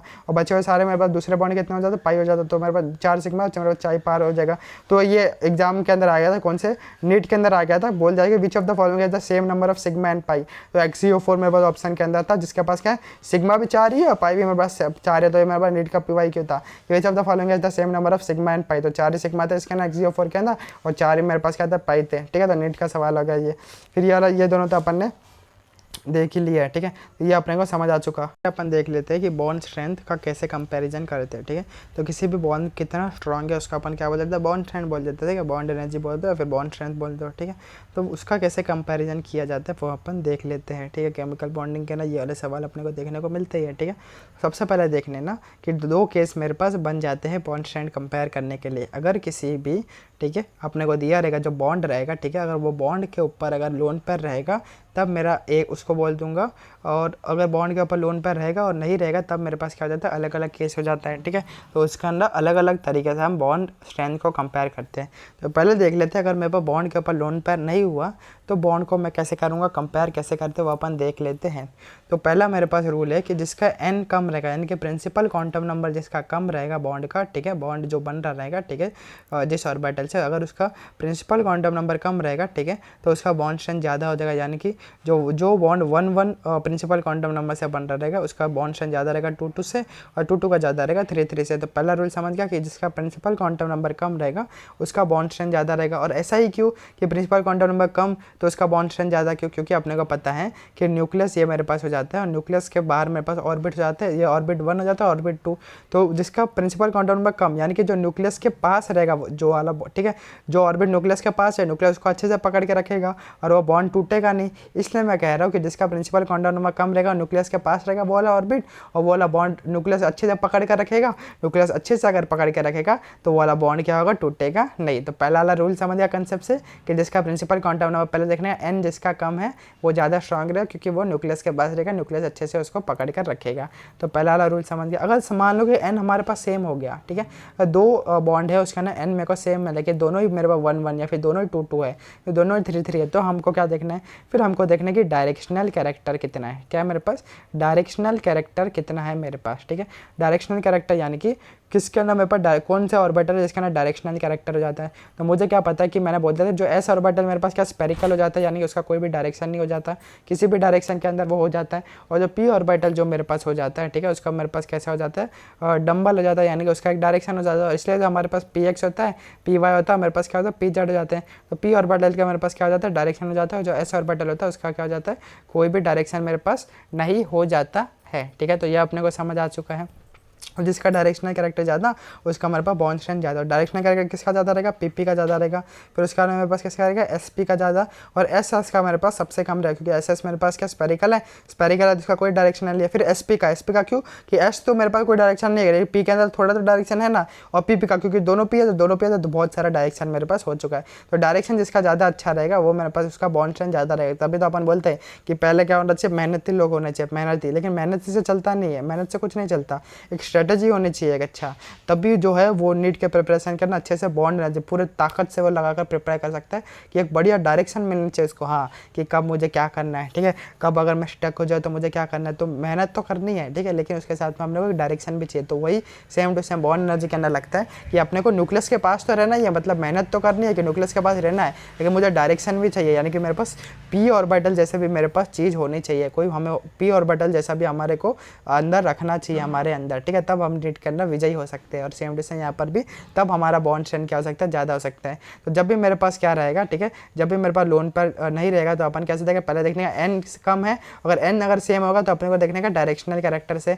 और एक चीज़ याद रखना कि सिग्मा बॉन्ड स्ट्रांग हो जाता है पाई से, क्योंकि सिग्मा क्या होता है सामने से गले मिलना, और पाई क्या होता है कंधे के ऊपर कंधे से हाथ मिलाकर चलना, ठीक है। तो ज़्यादा स्ट्रॉन्ग कौन सा है, सामने से गले मिला, तभी अपने को मस्त जादू की चप्पे मिलती है ना। तो ये वाली चीज़ अपन ने देखा, कब मेरे पास लोन पर नहीं होता तब अपने को ऐसे कंपेयर करने का, पहले एन कम होना चाहिए फिर डायरेक्शनल कैरेक्टर ज़्यादा होना चाहिए। अगर मेरे पास लोन पर अपने को देखने को मिल जाए, ध्यान रखना, लोन पर अपने को देखने को मिल जाए, और ठीक है, लोन पर अपने को देखने को मिल जाए तो मेरे पास क्या होता है, एक चीज़ याद रखना है कि लोन पर अगर छोटे वाले एलिमेंट के ऊपर देखने को मिल जाए कि एक छोटा सा एलिमेंट है और उसके ऊपर मैं लोन पर डाल दूंगा, तो छोटे वाला एलिमेंट के ऊपर मैं लोन पर डाल दूंगा तो छोटे वाले के ऊपर बड़ा, ठीक है, जो कोई एकदम छोटा सा आदमी रहेगा उसको मैं ज़्यादा पैसा दे दूँ, वो एकदम तिलमिला जाएगा, मतलब एकदम वो एकदम ठीक है, बहुत चक्का हो जाएगा कि भाई मुझे इतना पैसा मिल गया, अब मैं क्या करूँ क्या करूँ क्या करूँ क्या करूँ क्या करूँ, उसको कुछ समझेगा ही नहीं। ठीक है, वही है कि छोटे से अगर साइज़ वाले के ऊपर मैं बड़ा एक लोन पैड, छोटे से एलिमेंट के ऊपर मैं लोन पैड डाल दूँ तो वो क्या हो जाएगा, एकदम बहुत चक्का जाएगा और उसका रिपल्सन बढ़ जाएगा। रिपल्सन उसका क्या हो जाएगा, बढ़ जाएगा। रिपल्सन यानी कि बढ़ जाएगा, रिपल यानी कि दूर दूर जाना है उसका, यानी कि उसका जो बॉन्ड लेंथ है, यानी उसका बॉन्ड क्या होता है, दूर दूर भागेगा, यानी उसका बॉन्ड का लेंथ तो बढ़ जाएगा। बॉन्ड का लेंथ बढ़ जाएगा और अपने को पता है bond length is inversely proportional to bond strength, तो बॉन्ड का लेंथ बढ़ जाएगा लेकिन बॉन्ड स्ट्रेंथ मेरे पास क्या हो जाएगा, घट जाएगा। तो जब भी मेरे पास लोन पैड प्रेजेंट होता है, अगर छोटे एलिमेंट के ऊपर, छोटे साइज के ऊपर मैं लोन पैड डाल दूँ, छोटे पैक के ऊपर मैं बड़ा धमाका डाल दूँ, तो छोटा पैक वो बड़ा धमाका को झेल नहीं पाएगा। ठीक है, झेल नहीं पाएगा तो क्या करेगा, रिपेल करेगा तो बॉन्ड का लेंथ बढ़ेगा। और अपने को पता है bond length inversely proportional to bond strength, ज़्यादा बॉन्ड का लेंथ बढ़ेगा तो बॉन्ड का स्ट्रेंथ मेरे पास क्या हो जाएगा, घट जाएगा। और एक चीज़ याद रखना, ये जो मेरे पास कंसेप्ट हो जाता है वो थर्ड पीरियड के अंदर काम नहीं करता है। थर्ड पीरियड के अंदर क्यों काम नहीं करता, क्योंकि थर्ड पीरियड के अंदर मेरे पास छोटे साइज के एलिमेंट होते हैं, लेकिन थर्ड पीरियड के अंदर डी ऑर्बिटल हो जाता है, वेकेंट डी ऑर्बिटल अपने को देखने को मिल जाते हैं। तो लोन पर वेकेंट डी के अंदर चले जाता है, ठीक है, थर्ड पीरियड के अंदर, और वहाँ पर कोई भी ऐसा अपने को रिपल्सन देखने को नहीं मिलता है। तभी अपन पीरियडिक के अंदर भी देखते हैं ना, ये थर्ड पीरियड का मेरे पास ज़्यादा क्यों हो जाता है, इलेक्ट्रॉन अफिनिटी सेकंड पीरियड से क्यों, ये थर्ड पीरियड के अंदर क्या हो जाता है मेरे पास, क्या हो जाता है, वेकेंट डी ऑर्बिटल हो जाता है, तो वहाँ पर रिपल्सन ज़्यादा नहीं रहेगा। लेकिन सेकंड पीरियड के अंदर जैसे मैं इलेक्ट्रॉन डालूंगा रिपल्सन ज़्यादा हो जाएगा, ठीक है, और झेल नहीं पाएगा। ठीक है, इसलिए वहाँ पर सेकंड पीरियड का कम हो जाता है इलेक्ट्रॉन अफिनिटी और थर्ड पीरियड का ज़्यादा होता है। सेम टू सेम वही है कि थर्ड पीरियड के अंदर ये वाली चीज़ अपने काम नहीं करती है। कौन सी वाली चीज़, कि अगर लोन पर छोटे वाले पे अगर मैं लोन पर डाल दूँ तो वो रिपल करे बॉन्ड लेंथ बढ़ेगा और बॉन्ड लेंथ घटेगा। ये थर्ड पीरियड के ऊपर काम नहीं करती, खाली सेकंड पीरियड के ऊपर ही काम करती है। तो मैंने सारी चीज़ें रिलेट करके पढ़ा दी है। ठीक है, तो अब हम देखते हैं कि पूरा हम कंपेयर करते हैं बॉन्ड स्ट्रेंथ। तो अपने को दो चीज़ याद रखना है, जब लोन पर नहीं रहेगा तब भी अपने को सोचना है, और जब हमारे पास लोन पर रहेगा तब भी अपने को कैसे सोचना है। तो सब अपन क्वेश्चन करेंगे ना, तो बता दो क्वेश्चन करने का तरीका यो बेड़ा। ठीक है, तो पहला देख लेते हैं। सबसे पहले क्या होता है 1s2p 1s3p 1s4p और 1s3p। तो सबसे पहले यहाँ पर कोई लोन पर दिख रहा है, नहीं दिख रहा है, तो सबसे पहले लोन पर नहीं दिख रहा है तो अपने पहला देखना विदाउट लोन पर वाला रूल क्या था कि मेरे पास n सेम होना चाहिए, n कम होना चाहिए, और n कम होगा तो न्यूक्लियस का ज़्यादा पास रहेगा, न्यूक्लियस का ज़्यादा पास रहेगा तो पकड़ के रखेगा न्यूक्लियस और बॉन्ड स्ट्रेंथ ज़्यादा हो जाएगा। अगर n सेम हो गया तो डायरेक्शनल कैरेक्टर देखने का। तो देख लेते हैं n किसके अंदर कम है, सबसे कम n किसके अंदर दिख रहा है, तो सबसे कम मुझे 1s तो सबके अंदर है। ठीक है, फिर ये देखो 1 2 कम नंबर है, फिर 1 3 थोड़ा सा ज़्यादा नंबर है, फिर 1 4 है, 1 5, तो मुझे बोल क्या n कम होना चाहिए, n सबसे कम इसमें, तो सबसे ज़्यादा बॉन्ड स्ट्रेंथ इसका हो जाएगा, फिर इसका। तो पहला वाला तो अपने को समझ आ चुका है। ठीक है, पहला वाला तो अपने को क्या हो चुका है, समझ आ चुका है। ठीक है, फिर अगले वाला अपन देख लेते हैं पी पाई डी पाई और डी पाई। तो यहाँ पर अपने को n दिया है क्या, n नहीं दिया तो n को बोल जाओ, खत्म कर दो। n देख लिया, फिर जब मेरे को n दिया नहीं है तो फिर हमें क्या देखते हैं, लोन पर भी नहीं है तो क्या देखते हैं, डायरेक्शनल कैरेक्टर देखते हैं। क्या देखते हैं, डायरेक्शनल कैरेक्टर। तो मैंने बोला था सबसे पहले डायरेक्शनल कैरेक्टर किसका होता है, p का सबसे ज़्यादा डायरेक्शनल कैरेक्टर हो जाता है। तो p किसका ना सबसे ज़्यादा, इसके बाद 2p है, तो 2p है तो ज़्यादा डायरेक्शन, तो इसका क्या हो जाएगा मेरे पास, ज़्यादा बॉन्ड स्ट्रेंथ हो जाएगा। फिर यहाँ पर एक ही p है तो कुछ तो डायरेक्शन होगा, तो इसका। और यहाँ पर d है, d यानी कि कोई भी डायरेक्शन है, तो s और d के अंदर कोई भी मेरे पास डायरेक्शन होता नहीं है, तो d के अंदर कोई डायरेक्शन है तो इसलिए बॉन्ड स्ट्रेंथ उसका सबसे कम। और पी पाई क्या होता है, 2p है तो उसका 2p है तो डायरेक्शन उसका सबसे ज़्यादा। तो वही तो रूल था पहले देखने का, n कम होना चाहिए, अगर n सेम होगा तो अपने को क्या करना है, डायरेक्शनल कैरेक्टर अपने को देखना है। तो डायरेक्शनल कैरेक्टर से देख लिया क्योंकि n यहाँ पर दिया ही नहीं था। अगले का ना देख ले, सबसे पहले n कम होना चाहिए, तो n कम मेरे पास किसमें 2p में है कि 3d पाई में, तो n कम किसमें, इसके अंदर n कम है तो इसका मेरे पास ज़्यादा हो जाएगा। n कम है तो न्यूक्लियस के पास ज़्यादा रहेगा, न्यूक्लियस के पास ज़्यादा रहेगा, न्यूक्लियस पकड़ कर रखेगा तो बॉन्ड स्ट्रेंथ उसका ज़्यादा हो जाएगा। तो मेरे पास थर्ड मेरे पास ऐसा हो जाएगा। फिर अगला थर्ड का ना देखो, पूरा बड़ा क्वेश्चन है, देखो 2p पाई है, 3d पाई है, 2p 3d पाई है और 3p 3d पाई है और 3p मेरे पास क्या है, 3p पाई है। ठीक है, तो पूरा बड़ा क्वेश्चन है तो इसको पूरा अरेंज करके लिखना है, खाली वही दो नहीं दिए थे। तो सबसे पहले देखो n कम होना चाहिए, n कम किस में जाना, सबसे पहले 2p का सबसे पहला हो जाएगा। फिर 2p मेरे पास 3d है, छोटा नंबर दिख रहा है ये मेरे को। ठीक है, फिर उसके बाद में मेरे पास 3 नंबर दिखे, ये दिख रहा है, ये दिख रहा है, ये दिख रहा है। अब इन दोनों में से डायरेक्शनल कैरेक्टर देखेंगे, इसमें और इसमें, तो जिसका ना दोनों p पाई है तो फिर इसका पहला मेरे पास दोनों p है तो पहले सबसे ज़्यादा इसका हो जाएगा। एक p है फिर उसके बाद में इसका हो जाएगा, और इसका ना कोई p नहीं है तो इसका सबसे कम हो जाएगा। तो वही अपन ने किया है, पूरा ऑर्डर क्या देगा, पहले देखा n कम किसमें, इसमें का n कम है तो सबसे पहले ज़्यादा इसका हो जाएगा, फिर उसके बाद में n इसमें कम हो जाएगा, वो देख लिया। फिर यहाँ पर ये तीनों करना n सेम है तो डायरेक्शनल कैरेक्टर देख लिया कि दोनों p, फिर एक p और एक भी नहीं p, तो समझ लिया। पहले n कम होना चाहिए फिर इसका ना डायरेक्शनल कैरेक्टर देखते बॉन्ड स्ट्रेंथ के अंदर, तो समझ रहे हो कि नहीं, पूरा का पूरा कंसेप्ट है। अगला सवाल देख लेते हैं कि मेरे पास क्या है, HF है, HCl HBr और मेरे पास क्या है HI है, क्या है मेरे पास HF है, HCl HBr और मेरे पास क्या है HI मेरे पास हो जाता है। तो इसको अपन कैसे कंपेयर करते हैं, यहाँ पर तो अपने को 1s2s कुछ दिया ही नहीं है, तो अपने को पता है ना, अगर दिया नहीं है तो अपन को निकालने नहीं आता कि अभी तो अपन पीछे सीख के आए थे कि कोई भी अपने को स्ट्रक्चर दिया तो स्केप बनाना रहता है SCB, ठीक है। तो स्केप वाला कर ले, पहले स्ट्रक्चर बना देगा। तो HF का स्ट्रक्चर कैसे बनेगा, तो H मेरे पास ऐसा बन जाएगा, F मेरे पास ऐसा बन जाएगा। फ्लोरीन के पास 7 वैलेंस इलेक्ट्रॉन होता है तो एक ही बॉन्ड बनाएगा, और ऑक्टेट कंप्लीट कर ले, और इसके पास भी 7 वैलेंस एक होता है तो एक और बॉन्ड बना देगा, तो इसका भी डुप्लेट कंप्लीट, मतलब दोनों का मेरे पास स्टेबल हो जाएगा। तो HF का स्ट्रक्चर ऐसा बन जाएगा। HCl HBr सबके अंदर मेरे पास क्या बन जाएगा, ऐसे ही सिंगल बॉन्ड मेरे पास बन जाएंगे।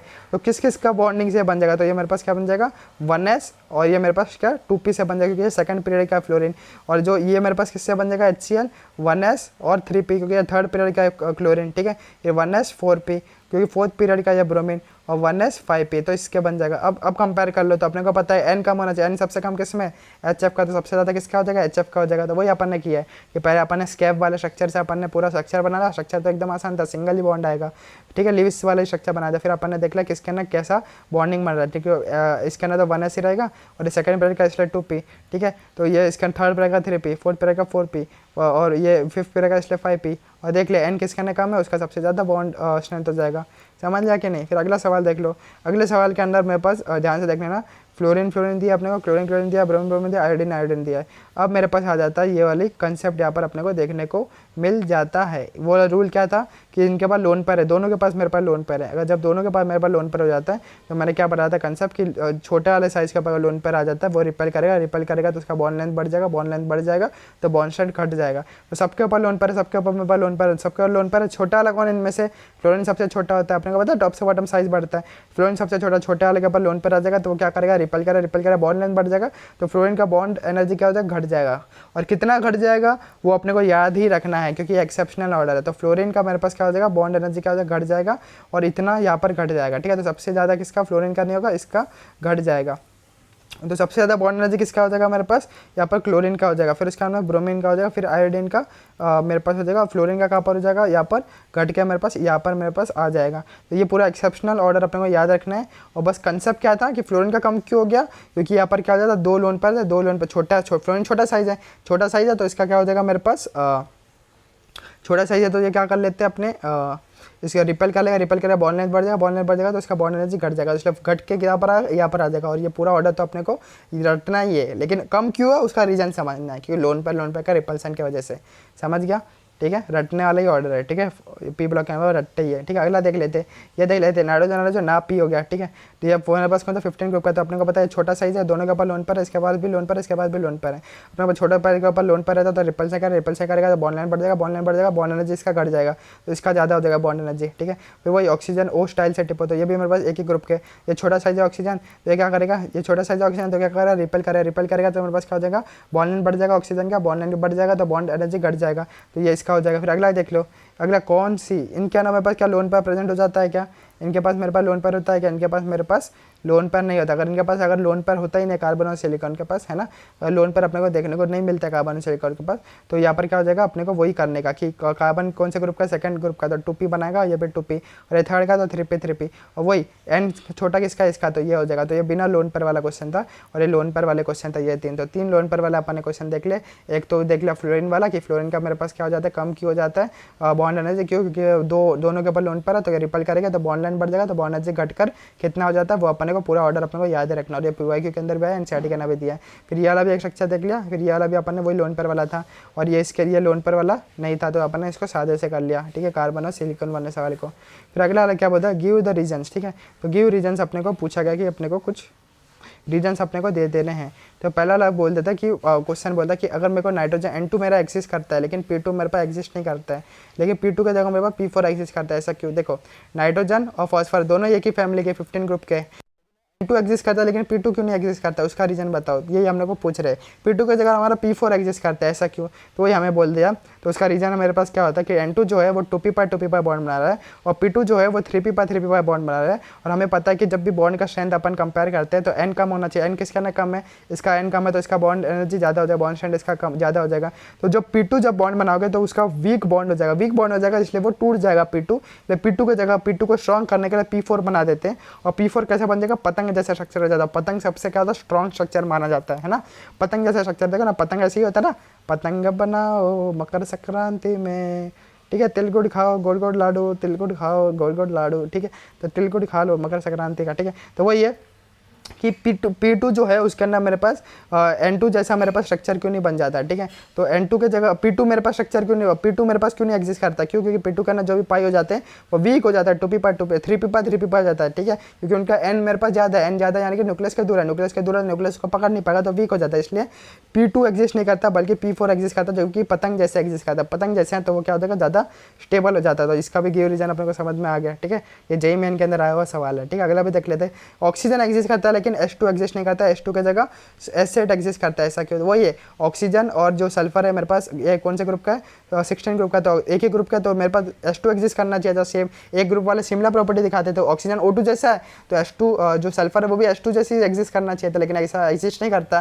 कैसा एग्जिस्ट करता है, एसिड जैसा एग्जिस्ट करता है, ऐसा क्यों? क्योंकि जो ऑक्सीजन है वो 2p पर 2p पर बना रहा है और ये अगले पीरियड में तो 3p पर 3p पर बना रहा है। अपने को पता है N बढ़ जाता है तो हमारे पास न्यूक्लियस से दूर चला जाता है, न्यूक्लियस से दूर चला जाता है तो बॉन्ड क्या होता है, वीक हो जाता है, वीक हो जाता है, इसलिए एग्जिस्ट नहीं करता। तो H2 की जगह एसिड एग्जिस्ट करता है और एसिड मेरे पास कैसे हो जाता है, क्राउन जैसा स्ट्रक्चर हो जाता है, मुकुट जैसा स्ट्रक्चर हो जाता है। कैसा? मुकुट जैसा स्ट्रक्चर। देख लो 8 ऑक्सीजन बना, 8 सल्फर बना दो ऐसे, एक सल्फर देख लो ऐसा, एक सल्फर, 2 सल्फर, 3 सल्फर, 5 6, ठीक है, 7 और 8, ठीक है। तो 8 बनाने के बाद में क्या कर देना, एक सल्फर यहाँ पर भी है, देखना एक सल्फर यहाँ पर भी है, तो 8 सल्फर बनने के बाद में मुकुट जैसा स्ट्रक्चर बन जाता है, क्राउन शेप स्ट्रक्चर बन जाता है, ठीक है, इसलिए वो ज़्यादा स्टेबल हो जाता है। तो पतंग भी स्टेबल होता है और मुकुट का भी एक स्टेबल हो जाता है, इसलिए वो क्या कर लेते हैं, P2 और H2 के अंदर एग्जिस्ट नहीं करते बल्कि P4 और एसिड के अंदर क्या करते हैं, एग्जिस्ट कर लेते हैं। तो ये दोनों का गिव रीजन आप लोग समझ गया। दोनों का दोनों जेईई मेन में जितने भी सवाल है सारे जेईई मेन के अंदर आए हुए हैं, ठीक है, और नीट के अंदर आने की पूरी संभावना रखते हैं। PCl5 एग्जिस्ट करता है लेकिन NCl5 क्यों नहीं एग्जिस्ट करता, ये वाला भी एक बढ़िया क्वेश्चन हो जाएगा। ये PCl5 तो एग्जिस्ट करता है, देखो नाइट्रोजन और फॉस्फोरस एक ही पीरियड एक ही ग्रुप के ना पी सबके बीच, ठीक है, तो 15 ग्रुप के ये दोनों, ठीक है। तो PCl5 एग्जिस्ट करता है तो NCl5 क्यों नहीं एग्जिस्ट करता है, ध्यान से देख लो। तो जो नाइट्रोजन है सेकंड पीरियड का है मेरे पास, लेकिन जो फॉस्फोरस जो है मेरे पास कौन सा, थर्ड पीरियड का है। अपने को पता है थर्ड पीरियड के पास क्या होता है, मेरे पास वैकेंट डी ऑर्बिटल होता है, वैकेंट डी ऑर्बिटल होता है तो वो क्या कर सकते हैं, अपना कोवेलेंसी को क्या कर सकते हैं, एक्सटेंड कर सकते हैं। लेकिन सेकंड पीरियड का मैक्सिमम कोवेलेंसी मेरे पास 4 ही हो सकता है, यानी सेकंड पीरियड में मेरे पास मैक्सिमम 4 बॉन्ड ही बनाते हैं। लेकिन जो थर्ड पीरियड के बाद वैकेंट डी ऑर्बिटल के होने की वजह से वो 4 से ज़्यादा बॉन्ड बना देते हैं, कौन, थर्ड पीरियड वाले, ठीक है। तो थर्ड पीरियड वाले मेरे पास 4 से ज़्यादा बॉन्ड बनाते हैं क्योंकि उनके पास वैकेंट डी ऑर्बिटल हो जाते हैं, इसलिए फॉस्फोरस थर्ड पीरियड का, इसलिए वो 4 से ज़्यादा बॉन्ड बना रहा है, यानी कि क्या हो जाएगा मेरे पास, वो PCl5 बॉन्ड बना रहा है, यानी कि 5 बॉन्ड बना पा रहा है क्योंकि थर्ड पीरियड का है। लेकिन नाइट्रोजन मेरे पास कौन सा पीरियड का, मेरे पास सेकंड पीरियड का, सेकंड पीरियड वाले मैक्सिमम 4 ही बॉन्ड बना सकते हैं, लेकिन यहाँ पर NCl5 लिखा है तो वो 5 बॉन्ड बना नहीं सकता, मैक्सिमम 4 ही बना सकता क्योंकि सेकंड पीरियड का मैक्सिमम कोवेलेंसी 4 ही होता है ना। तो वही मैंने यहाँ पर रीजन लिखा है कि सेकंड पीरियड के ना मेरे पास क्या होता है 1s और मेरे पास क्या S और P ऑर्बिटल मेरे को देखने को मिलता है, ठीक है। तो सेकंड पीरियड के ना हमेशा मेरे को S और P ऑर्बिटल अपने को देखने मिलते हैं। तो S के अंदर मेरे पास एक ऑर्बिटल था, P के अंदर 3 ऑर्बिटल मेरे को अपने को देखने को मिल जाते हैं, ठीक है।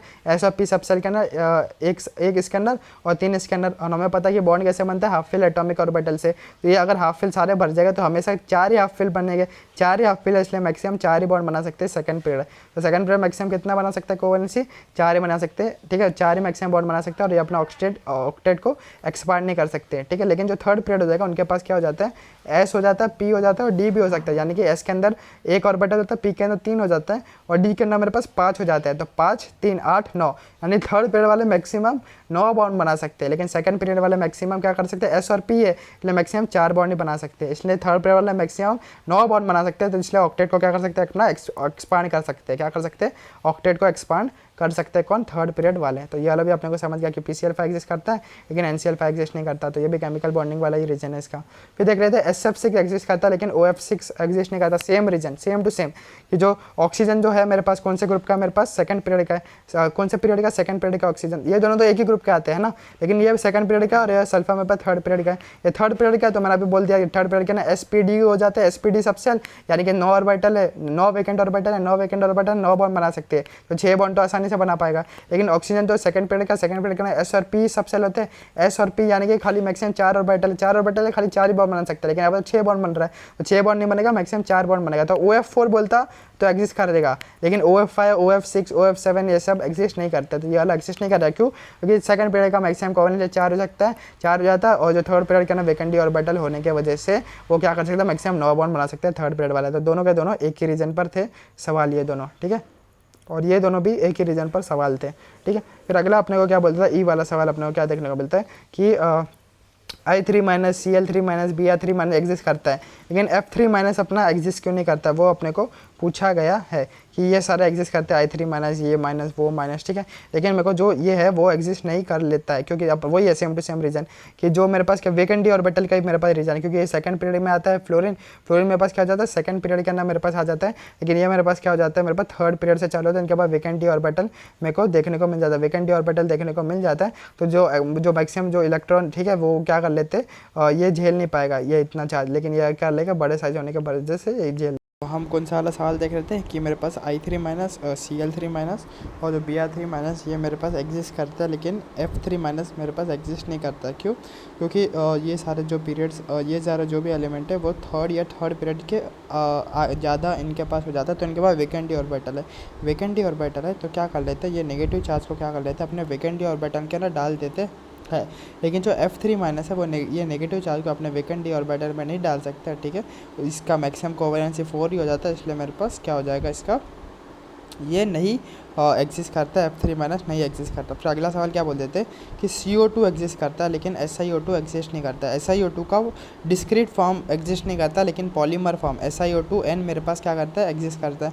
तो उसका रीज़न देख लेते हैं कि CO2 का ऐसा स्ट्रक्चर हो जाता है, अपने को पता ही है, अपन लिविस के अंदर पढ़ के आए थे ना, CO2 का स्ट्रक्चर भी बना सकते हैं अपन, ठीक है। कार्बन लिख दिया मैंने, और फिर अपने को पता जब भी P ब्लॉक का या D ब्लॉक का जब भी ऑक्सीजन के साथ मैंने कहा डबल बम बनाएगा, तो डबल बम मैंने बना दिया, और मेरा सबका ऑक्टेट कंप्लीट हो रहा है क्या देख लेते हैं। तो ऑक्सीजन 16 ग्रुप का, 16 ग्रुप का तो 6 वैलेंस इलेक्ट्रॉन है और 2 बॉन्ड बना दिया, तो 6 + 2 इसका ऑक्टेट कंप्लीट हो रहा है, सेम टू सेम 6 + 2 इसका ऑक्टेट कंप्लीट हो रहा है। कार्बन 14 ग्रुप का तो 4 वैलेंस इलेक्ट्रॉन है और 4 बॉन्ड बना रहा है, यानी कि 4 + 4 8, तो 8 इलेक्ट्रॉन, इसका भी ऑक्टेट कंप्लीट हो रहा है। तो CO2 का मेरे पास ये वाला स्ट्रक्चर मेरे पास बन जाता है। तो ये क्या बोलता है कि CO2 मेरे पास ऐसे अकेले क्या कर लेता है, एग्जिस्ट कर लेता है, लेकिन SiO2 जो कार्बन और सिलिकॉन एक ही कौन से पीरियड क्या आ जाता है ना, कौन सी गीता स्नेहा प्रभा, ठीक है, कौन सी गीता स्नेहा 14 ग्रुप का ही है। तो SiO2 मेरे पास ऐसा एग्जिस्ट नहीं करता, बल्कि SiO2 का पॉलीमर एग्जिस्ट करता है। ऐसा क्यों, ये रीजन क्यों है? तो हमारे पास रीज़न क्या हो जाता है, जो CO2 जो हम स्ट्रक्चर बनाते हैं ना, उसके अंदर जो पाई बॉन्ड होता है ना, वो 2p पाई होता है। कौन सा पाई बॉन्ड होता है, 2p पाई।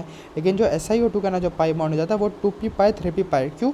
ये थर्ड पीरियड का हो जाएगा, तो यहाँ पर 3p आ गया, लेकिन ये भी कार्बन भी सेकंड पीरियड का है और ऑक्सीजन भी सेकंड पीरियड का, इसलिए 2p पाई यहाँ पर हो जाता है, और ये थर्ड पीरियड का हो जाता है, और ये सेकंड पीरियड का है, तो ये 2p और ये 3p, तो 2p पाई 3p पाई। तो अपने को पता है कौन ज़्यादा स्टेबल, कौन ज़्यादा बॉन्ड एनर्जी किसका ज़्यादा रहेगा, जिसका n कम। n किसका कम, किसका है, इसका कम है इसका, ठीक है। तो इसलिए ज़्यादा, अब उसका बॉन्ड एनर्जी ज़्यादा, इसलिए CO2 एग्जिस्ट करता है, लेकिन SiO2 ऐसे एग्जिस्ट नहीं करता। तो SiO2 कैसे एग्जिस्ट करेगा भाई साहब, SiO2 कैसे एग्जिस्ट करेगा, पॉलीमर के फॉर्म में एग्जिस्ट करेगा, यानी कि ऐसा उसका स्ट्रक्चर रहेगा। कि कैसा रहेगा SiO2 का स्ट्रक्चर, ऐसा होगा कि सिलिकॉन बीच में बना दो और उसके चारों तरफ क्या कर दो, ऑक्सीजन डाल दो, फिर सिलिकॉन ऑक्सीजन। तो SiO2 का मेरे पास स्ट्रक्चर कैसे बन जाएगा, ऐसा होगा साई,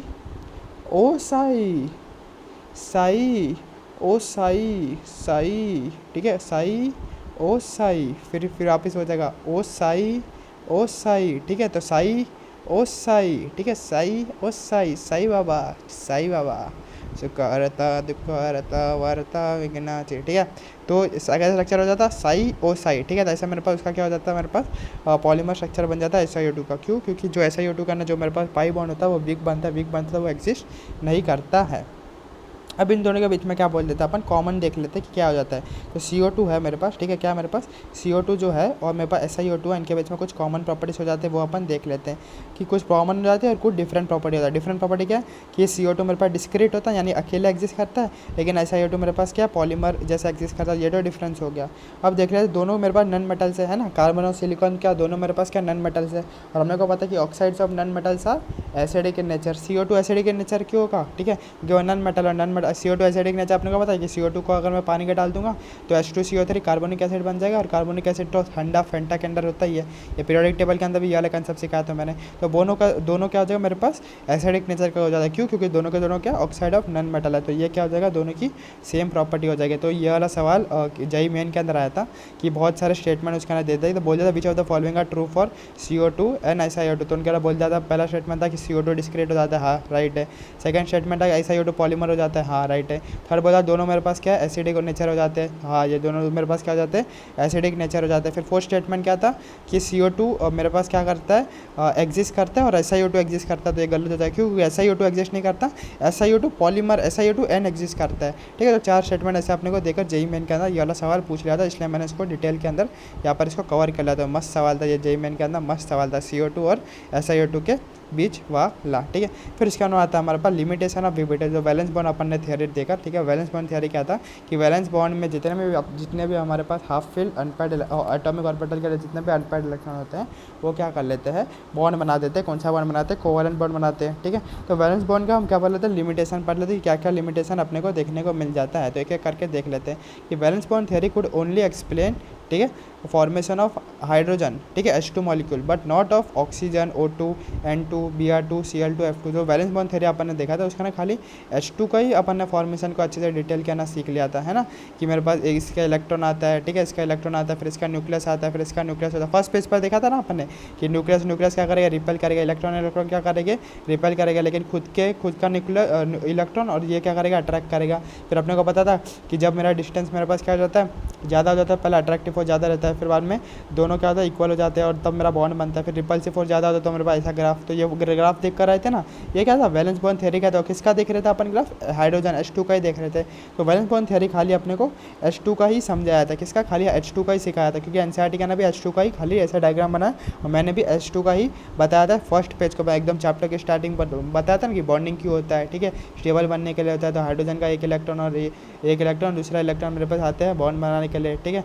तो वो जो फर्स्ट पेज पर पढ़ा था वही था कि खाली अपने को वीबीटी जो है खाली H2 का ही फॉर्मेशन अपने को बताता, बाकी जो भी मॉलिक्यूल्स हो गए, O2 हो गया, N2 हो गया, Br2, Cl2, ये इन सब के बारे में कुछ नहीं बताता। पहला लिमिटेशन समझ गया कि H2 के बारे में बताता है और बाकी के बारे में नहीं बताता। ठीक है, तो मस्त समझ गया कि नहीं, एकदम फील आ रहा है कि केमिस्ट्री एकदम फील में होनी चाहिए। ठीक है, फिर दूसरा देख लेते हैं कि VBT could not explain the geometry of molecule. जो वीबीटी से हम जो भी ठीक है, इसमें से कोई ज्योमेट्री की अपन ने बात की नहीं, ठीक है, कोई भी शेप वेप की या फिर ज्योमेट्री के बारे में अपन ने कुछ बात की नहीं, अपन ने खाली बॉन्ड की बात की। तो बॉन्ड मेरे पास कैसा बनता है वीबीटी का ना, वही अपन ने चेक किया है कि हाफ फिल अनपेयर्ड इलेक्ट्रॉन आएंगे और क्या करेंगे, अपोजिट स्पिन के साथ पे क्या करेंगे और क्या कर लेंगे, बॉन्ड बना लेंगे। और उनके अंदर क्या होना चाहिए, क्या होना चाहिए, मेरे पास ओवरलैपिंग 50% से ज़्यादा नहीं होना चाहिए और मेरे पास इन फेस मेरे पास होना चाहिए, आउट फेस मेरे पास नहीं होना चाहिए और जीरो ओवरलैपिंग नहीं होना चाहिए। तो हम लोग ने इसके ज्योमेट्री के बारे में या फिर शेप के बारे में कुछ बात ही नहीं की वीबीटी ने, तो इसका एक और क्या लिमिटेशन हो जाएगा, could not explain the bond length, bond energy, bond strength. ठीक है, तो ये सब के बारे में ठीक है, बॉन्ड स्ट्रेंथ ऑफ मॉलिक्यूल ये सब उसने बात किया, लेकिन किसकी बात नहीं की, CH4 की उसने बात नहीं की। जो मीथेन का उसने समझा नहीं पाया, मीथेन का जो भी बॉन्ड लेंथ था, बॉन्ड एनर्जी था, जो भी था वो वीबीटी नहीं दिखा पाया था। क्यों नहीं समझा पाया था उसका भी अपन रीज़न देख लेते हैं। ठीक है, और एक और चीज़ नहीं बता पाया था CH4 के बारे में, उनका बॉन्ड लेंथ भी नहीं बता पाता और क्या नहीं बता पाता कि direction of the fourth CH bond in CH4 को भी एक्सप्लेन नहीं कर पाया था। जो फोर्थ वाला पॉइंट है उसको अपन डिटेल में थोड़ा बहुत समझ लेते हैं कि कैसा क्या लिमिटेशन था। ठीक है, तो अपने को पता है मीथेन का स्ट्रक्चर मेरे पास ऐसा हो जाता है ना, मीथेन का मेरे पास स्ट्रक्चर कैसा था, एक कार्बन हो जाता है और 4 मेरे पास क्या हाइड्रोजन है। ठीक है, तो अपने को पता है कार्बन कौन से ग्रुप का है, 14 ग्रुप का है, 14 ग्रुप का है, तो मेरे पास 4 वैलेंस इलेक्ट्रॉन हो जाएगा इसके पास। ठीक है, 4 इलेक्ट्रॉन चाहिए ऑक्टेट के लिए, तो 4 इसके साथ में बनाकर ऑक्टेट कंप्लीट कर लेगा और हाइड्रोजन हर के पास एक एक हो जाता है, तो सबका एक एक बॉन्ड बना लेगा और डुप्लेट कंप्लीट कर लेगा, तो पूरा सब कुछ मेरे पास यहाँ पर क्या स्टेबल है। ठीक है, तो अब मेरे पास 4 सिग्मा हो जाएगा। तो मैंने क्या कर दिया, 4 हाइड्रोजन लिख दिया साइड वाले, ठीक है, और मैंने 4 हाइड्रोजन लिख दिया और फिर मैंने बीच में कार्बन लिख दिया। कार्बन का 14 कार्बन कौन से ग्रुप का, 14 ग्रुप का, तो -2 का दूंगा, 2 पे 2 मेरे पास मिल जाएगा, तो मेरे पास 2 पे 2। और अपने को पता है जितने बॉन्ड बनाता है उतने अनपेयर्ड इलेक्ट्रॉन होने चाहिए। ठीक है, तो हाइड्रोजन तो 4 बॉन्ड, एक हर हाइड्रोजन एक एक बॉन्ड बना रहा है, तो हाइड्रोजन क्या था, एक एक अनपेयर्ड इलेक्ट्रॉन है, तो उसको एक्साइट करने की जरूरत नहीं। अपने को पता है ना SCB वाला स्ट्रक्चर, पहले स्ट्रक्चर बना दिया, फिर कॉन्फिगरेशन अपन सबका लिख रहे हैं ना, फिर बॉन्ड में एक्साइट कराता है अगर नेसेसरी है कि नहीं। तो हमें पता है कि यहाँ पर मेरे पास 4 बॉन्ड बना रहा है कार्बन, लेकिन 2 ही अनपेयर्ड इलेक्ट्रॉन है, तो एक्साइट कराएंगे क्योंकि SCB वाला याद आ रहा है। ठीक है, तो हम क्या करेंगे, एक्साइट करा लेंगे, तो ये वाला एक्साइट हो जाएगा। तो अब हमारे पास क्या हो जाएगा, सारे के सारे मेरे पास एक्साइट हो गया। अब मैं पहले स्टार्टिंग में क्या बन जाएगा, सिग्मा बनता है, फिर पाई, जब पाई तो है नहीं, तो सारे के सारे सिग्मा ही बनेंगे, तो सिग्मा बॉन्ड मैंने बना दिए। तो सिग्मा मेरे पास कौन कौन से बॉन्ड बन रहे हैं ध्यान से देख लेते हैं, सिग्मा 1s2s और सिग्मा 1s2, ठीक है, 2p 1s2p 1s2p। अगर यहाँ पर गौर देने वाली बात क्या है कि 3 बॉन्ड जो सिग्मा है वो एक ही टाइप के, कौन से 1s2p वाले ओवरलैपिंग से बन रहे 3 सिग्मा, और एक सिग्मा जो है वो अलग टाइप के ओवरलैपिंग से हमारे पास बन रहा है। तो इसका मतलब क्या होगा कि ध्यान से देख रहे हो कि 1s2s वाला, ठीक है, और 1s2p ये वाला 3 बॉन्ड एक से मिल रहा है, तो सारे के पहले अपने को पता था बॉन्ड स्ट्रेंथ किसका ज़्यादा रहेगा, इन तीनों का बॉन्ड स्ट्रेंथ ज़्यादा रहेगा। क्यों? क्योंकि एन कम होना चाहिए, तो एन तो सबके अंदर कम ही है, ठीक है, सबके अंदर 1 2 1 2 ही है, और डायरेक्शनल कैरेक्टर ज़्यादा होना चाहिए, डायरेक्शनल कैरेक्टर तो पी का ज़्यादा होता है इससे, तो इन दोनों का ज़्यादा हो जाएगा बॉन्ड स्ट्रेंथ, और एक जो बॉन्ड होगा उसका बॉन्ड स्ट्रेंथ कम होगा, यानी कि जो एक बॉन्ड हो जाएगा उसका कम आ जाएगा एनर्जी, वो आसानी टूट जाएगा, और बाकी सारों का उसके कंपेयर में क्या होगा, ज़्यादा होगा। तो ऐसा होना चाहिए किसके हिसाब से, वैलेंस बॉन्ड थ्योरी के हिसाब से। वैलेंस बॉन्ड थ्योरी का नाम पर यही तो पढ़ के है ना। लेकिन अकॉर्डिंग टू वीबीटी यही बोला कि अकॉर्डिंग टू वीबीटी क्या होना चाहिए, तो 1s और 2p का जो एनर्जी रहेगा वो ज़्यादा रहेगा। क्यों? क्योंकि इसका डायरेक्ट एन तो दोनों का ना सेम ही है 1 और 2, लेकिन इसका डायरेक्शनल कैरेक्टर ज़्यादा है, तो इसका हमारे पास क्या होता है, इसका बॉन्ड स्ट्रेंथ ज़्यादा होना चाहिए। लेकिन एक्सपेरिमेंटली क्या देखा गया कि सारे के सारे जितने भी थे चारों बॉन्ड, सबके बॉन्ड स्ट्रेंथ सेम आए, यानी कि वीबीटी क्या होगा, फेल हो गया। वीबीटी के हिसाब से क्या होना चाहिए, 4 अलग अलग, ठीक है, तो 3 सेम बन रहे हैं और एक अलग बन रहा है, यानी कि जो 3 सेम थे उनका मेरे पास क्या होना चाहिए, और जो चौथा वाला जो है 3 सेम का सेम होना चाहिए और उनका अलग होना चाहिए चौथे वाले से, क्या बॉन्ड स्ट्रेंथ। लेकिन एक्सपेरिमेंटली क्या देखा गया कि सबका मेरे पास सेम आ रहा है, तो यहाँ पर वीबीटी क्या होगा, फेल हो गया। क्या होगा मेरे पास, वीबीटी मेरे पास फेल हो गया। तो एक पहला वाला समझ गया वीबीटी क्यों फेल हो गया, ठीक है। फिर और क्या है मेरे पास, जो फोर्थ बॉन्ड है ना 1s2s, ध्यान से देख लो, फोर्थ बॉन्ड क्या है मेरे पास, 1s2s, यहाँ पर देख लो 1s और 2s फोर्थ बॉन्ड है मेरे पास, है ना। तो s भी मेरे पास क्या है, नॉन डायरेक्शनल है, 2s यहाँ पर दोनों के दोनों में नॉन डायरेक्शनल है, और दोनों नॉन डायरेक्शनल है, तो क्या हो जाएगा, इसका डायरेक्शन अपन पता नहीं कर पाएगा फोर्थ बॉन्ड का। तो ध्यान से देख लेते हो, जो हाइड्रोजन और कार्बन का जो फोर्थ बॉन्ड है, CH का क्या है मेरे पास, हाइड्रोजन और कार्बन का जो फोर्थ बॉन्ड है, दोनों के दोनों s है ना, दोनों के दोनों s है, तो दोनों के दोनों मेरे पास क्या नॉन डायरेक्शनल है, क्योंकि s और बटन मेरे पास नॉन डायरेक्शनल हो जाता है। Direction is not a certain, as both are spherical है, दोनों के दोनों क्या स्पेरिकल हो जाते हैं, इसलिए सिमेट्रिकल स्पेरिकल सिमेट्री हो जाते हैं, इसलिए इनका डायरेक्शन हम पता नहीं कर सकते। लेकिन बाकी जितने भी है एस और पी हो गया, एस और पी हो गया, एस और पी है, तो अपने को पी तो पता ही है, पी कितना टाइप के होता है, पी एक्स, पी वाई और पी जेड, और तीनों के दोनों क्या होते हैं 90 डिग्री के हो जाते हैं एक दूसरे के, क्योंकि एक्स एक्सेस वाई एक्सेस और जेड एक्सेस तीनों एक दूसरे के 90 डिग्री हो जाते हैं। तो जो पी वाले जो बॉन्ड है उनका तो अपने को पता है कि सारे क्या हो जाएगा 90 डिग्री मेरे पास हो जाएगा, तो उनका डायरेक्शन अपने को एस सर्टेन यानी कि श्योरिटी है, हमको पता है, सर्टेनिटी है उनकी कि हाँ हम उनका क्या हो जाए 90 डिग्री पे वो सारे बॉन्ड हो जाएगा। लेकिन जो एक बॉन्ड है चौथा वाला 1s2s वाला, दोनों नॉन डायरेक्शनल है, ठीक है, तो नॉन डायरेक्शनल है, तो चौथे वाले बॉन्ड का अपन नहीं पता लगा सकते वीबीटी के हिसाब से। तो वीबीटी का लिमिटेशन समझ गया, तो मैं इसको एक और बार समराइज कर देता हूँ वीबीटी का लिमिटेशन करना, कि वीबीटी पहला क्या है, खाली हाइड्रोजन का ही बता पाई थी, ठीक है। तो अपन ने जो स्टार्ट में सीखा था हाइड्रोजन का, पहले अट्रैक्टिव फोर्स ज़्यादा होता है, रिपल्सिव फोर्स से फिर अट्रैक्टिव फोर्स मेरे पास सेम हो जाता है, रिपल्सिव फोर्स का जब अपन बॉन्ड क्या बन जाता है मेरे पास, बॉन्ड एनर्जी बन जाएगा, इसको बॉन्ड एनर्जी बोल देते हैं अपन, ठीक है, और इसको अपन क्या बोल देते हैं, बॉन्ड लेंथ बोल देते हैं। बाद में क्या होगा, रिपल्सिव फोर्स ज़्यादा हो जाएगा, तो यहाँ पर क्या रिपल होकर यहाँ पर चला जाएगा, तो वही खाली अपन किस में देखे थे, हाइड्रोजन के अंदर देखे थे, और बाकी सारे मॉलिक्यूल O2 हो गया N2 ये सब का स्ट्रक्चर नहीं देखे थे, तो ये सब के बारे में नहीं पता था, खाली हाइड्रोजन के बारे में पता था। तो पहला लिमिटेशन ये होगा कि खाली हाइड्रोजन को ही एक्सप्लेन करता है बॉन्ड फॉर्मेशन। फिर दूसरा आ गया VBT could not explain the geometry of the molecule, तो ज्योमेट्री शेप वगैरह नहीं बता पाता, खाली बॉन्ड एनर्जी बॉन्ड लेंथ यही सारी चीज़ अपने को वीबीटी बता देता है। फिर अगला आ गया कुड नॉट एक्सप्लेन द, ठीक है, बॉन्ड एनर्जी बॉन्ड लेंथ बता लगता है, लेकिन किसका नहीं बता पाया, CH4 जो मीथेन था उसका बॉन्ड एनर्जी और बॉन्ड लेंथ नहीं बता पाया। क्यों? क्योंकि मीथेन का अपन ने देखा कैसे बना लिया कि 4 बॉन्ड है, तो चारों के चारों एक अनपेड इलेक्ट्रॉन होना चाहिए, ठीक है, तो जितने बॉन्ड बनाते हैं उतने अनपेड इलेक्ट्रॉन होना चाहिए, तो हर हाइड्रोजन एक बॉन्ड बना तो हर हाइड्रोजन के पास एक अनपेड इलेक्ट्रॉन है। और कार्बन को अपन क्या कर लेंगे, एक्साइड कर लेंगे, पहले SCBD स्ट्रक्चर से कर लेंगे, पहले स्ट्रक्चर बना दिया, कॉन्फिगरेशन लिख दिया, एक्साइड करा तो नेसेसरी है, तो एक्साइड करा नेसेसरी। बाद में अपन ने क्या देखा कि हमें फिर अपने को क्या देखने को मिला कि जो 3 बॉन्ड मेरे पास सेम हो जा रहे हैं और चौथा बॉन्ड मेरे पास अलग है, तो इसका मतलब क्या, 3 बॉन्ड की बॉन्ड एनर्जी सेम होनी चाहिए और चौथे बॉन्ड की बॉन्ड एनर्जी अलग होनी चाहिए। लेकिन एक्सपेरिमेंटली देखा गया तो चारों के बॉन्ड की बॉन्ड एनर्जी मेरे पास क्या हो गई, सेम हो गई, तो वीबीटी यहाँ पर क्या होगा, गलत हो गया। और एक और तरीके से वीबीटी कैसे गलत हो गया, एक और वीबीटी क्या नहीं समझा पाया था कि जो चौथा वाला बॉन्ड है 1s2s वाला, दोनों के दोनों SS है, यानी कि दोनों के दोनों क्या मेरे पास स्पेरिकल यानी नॉन डायरेक्शनल, दोनों नॉन डायरेक्शनल है, तो उनकी डायरेक्शन जो बॉन्ड की जो डायरेक्शन होती है ना वो नहीं, जो टेट्राहेड्रल स्ट्रक्चर है तो ऐसा स्ट्रक्चर कुछ होता है, तो जो चौथा बॉन्ड है उसका डायरेक्शन कहाँ था, वो कैसा डायरेक्शन था उसका नहीं पता पाया। लेकिन बाकी के 3 का डायरेक्शन बता पाया, क्योंकि उसका ना क्या था, पी था, पी ऑर्बिटल डायरेक्शनल हो जाता है, क्योंकि उसका ना PX और PY क्या होता है, एक दूसरे के 90 डिग्री पे हो जाता है। तो ये मेरे पास समझ गया वीबीटी का पूरा लिमिटेशंस।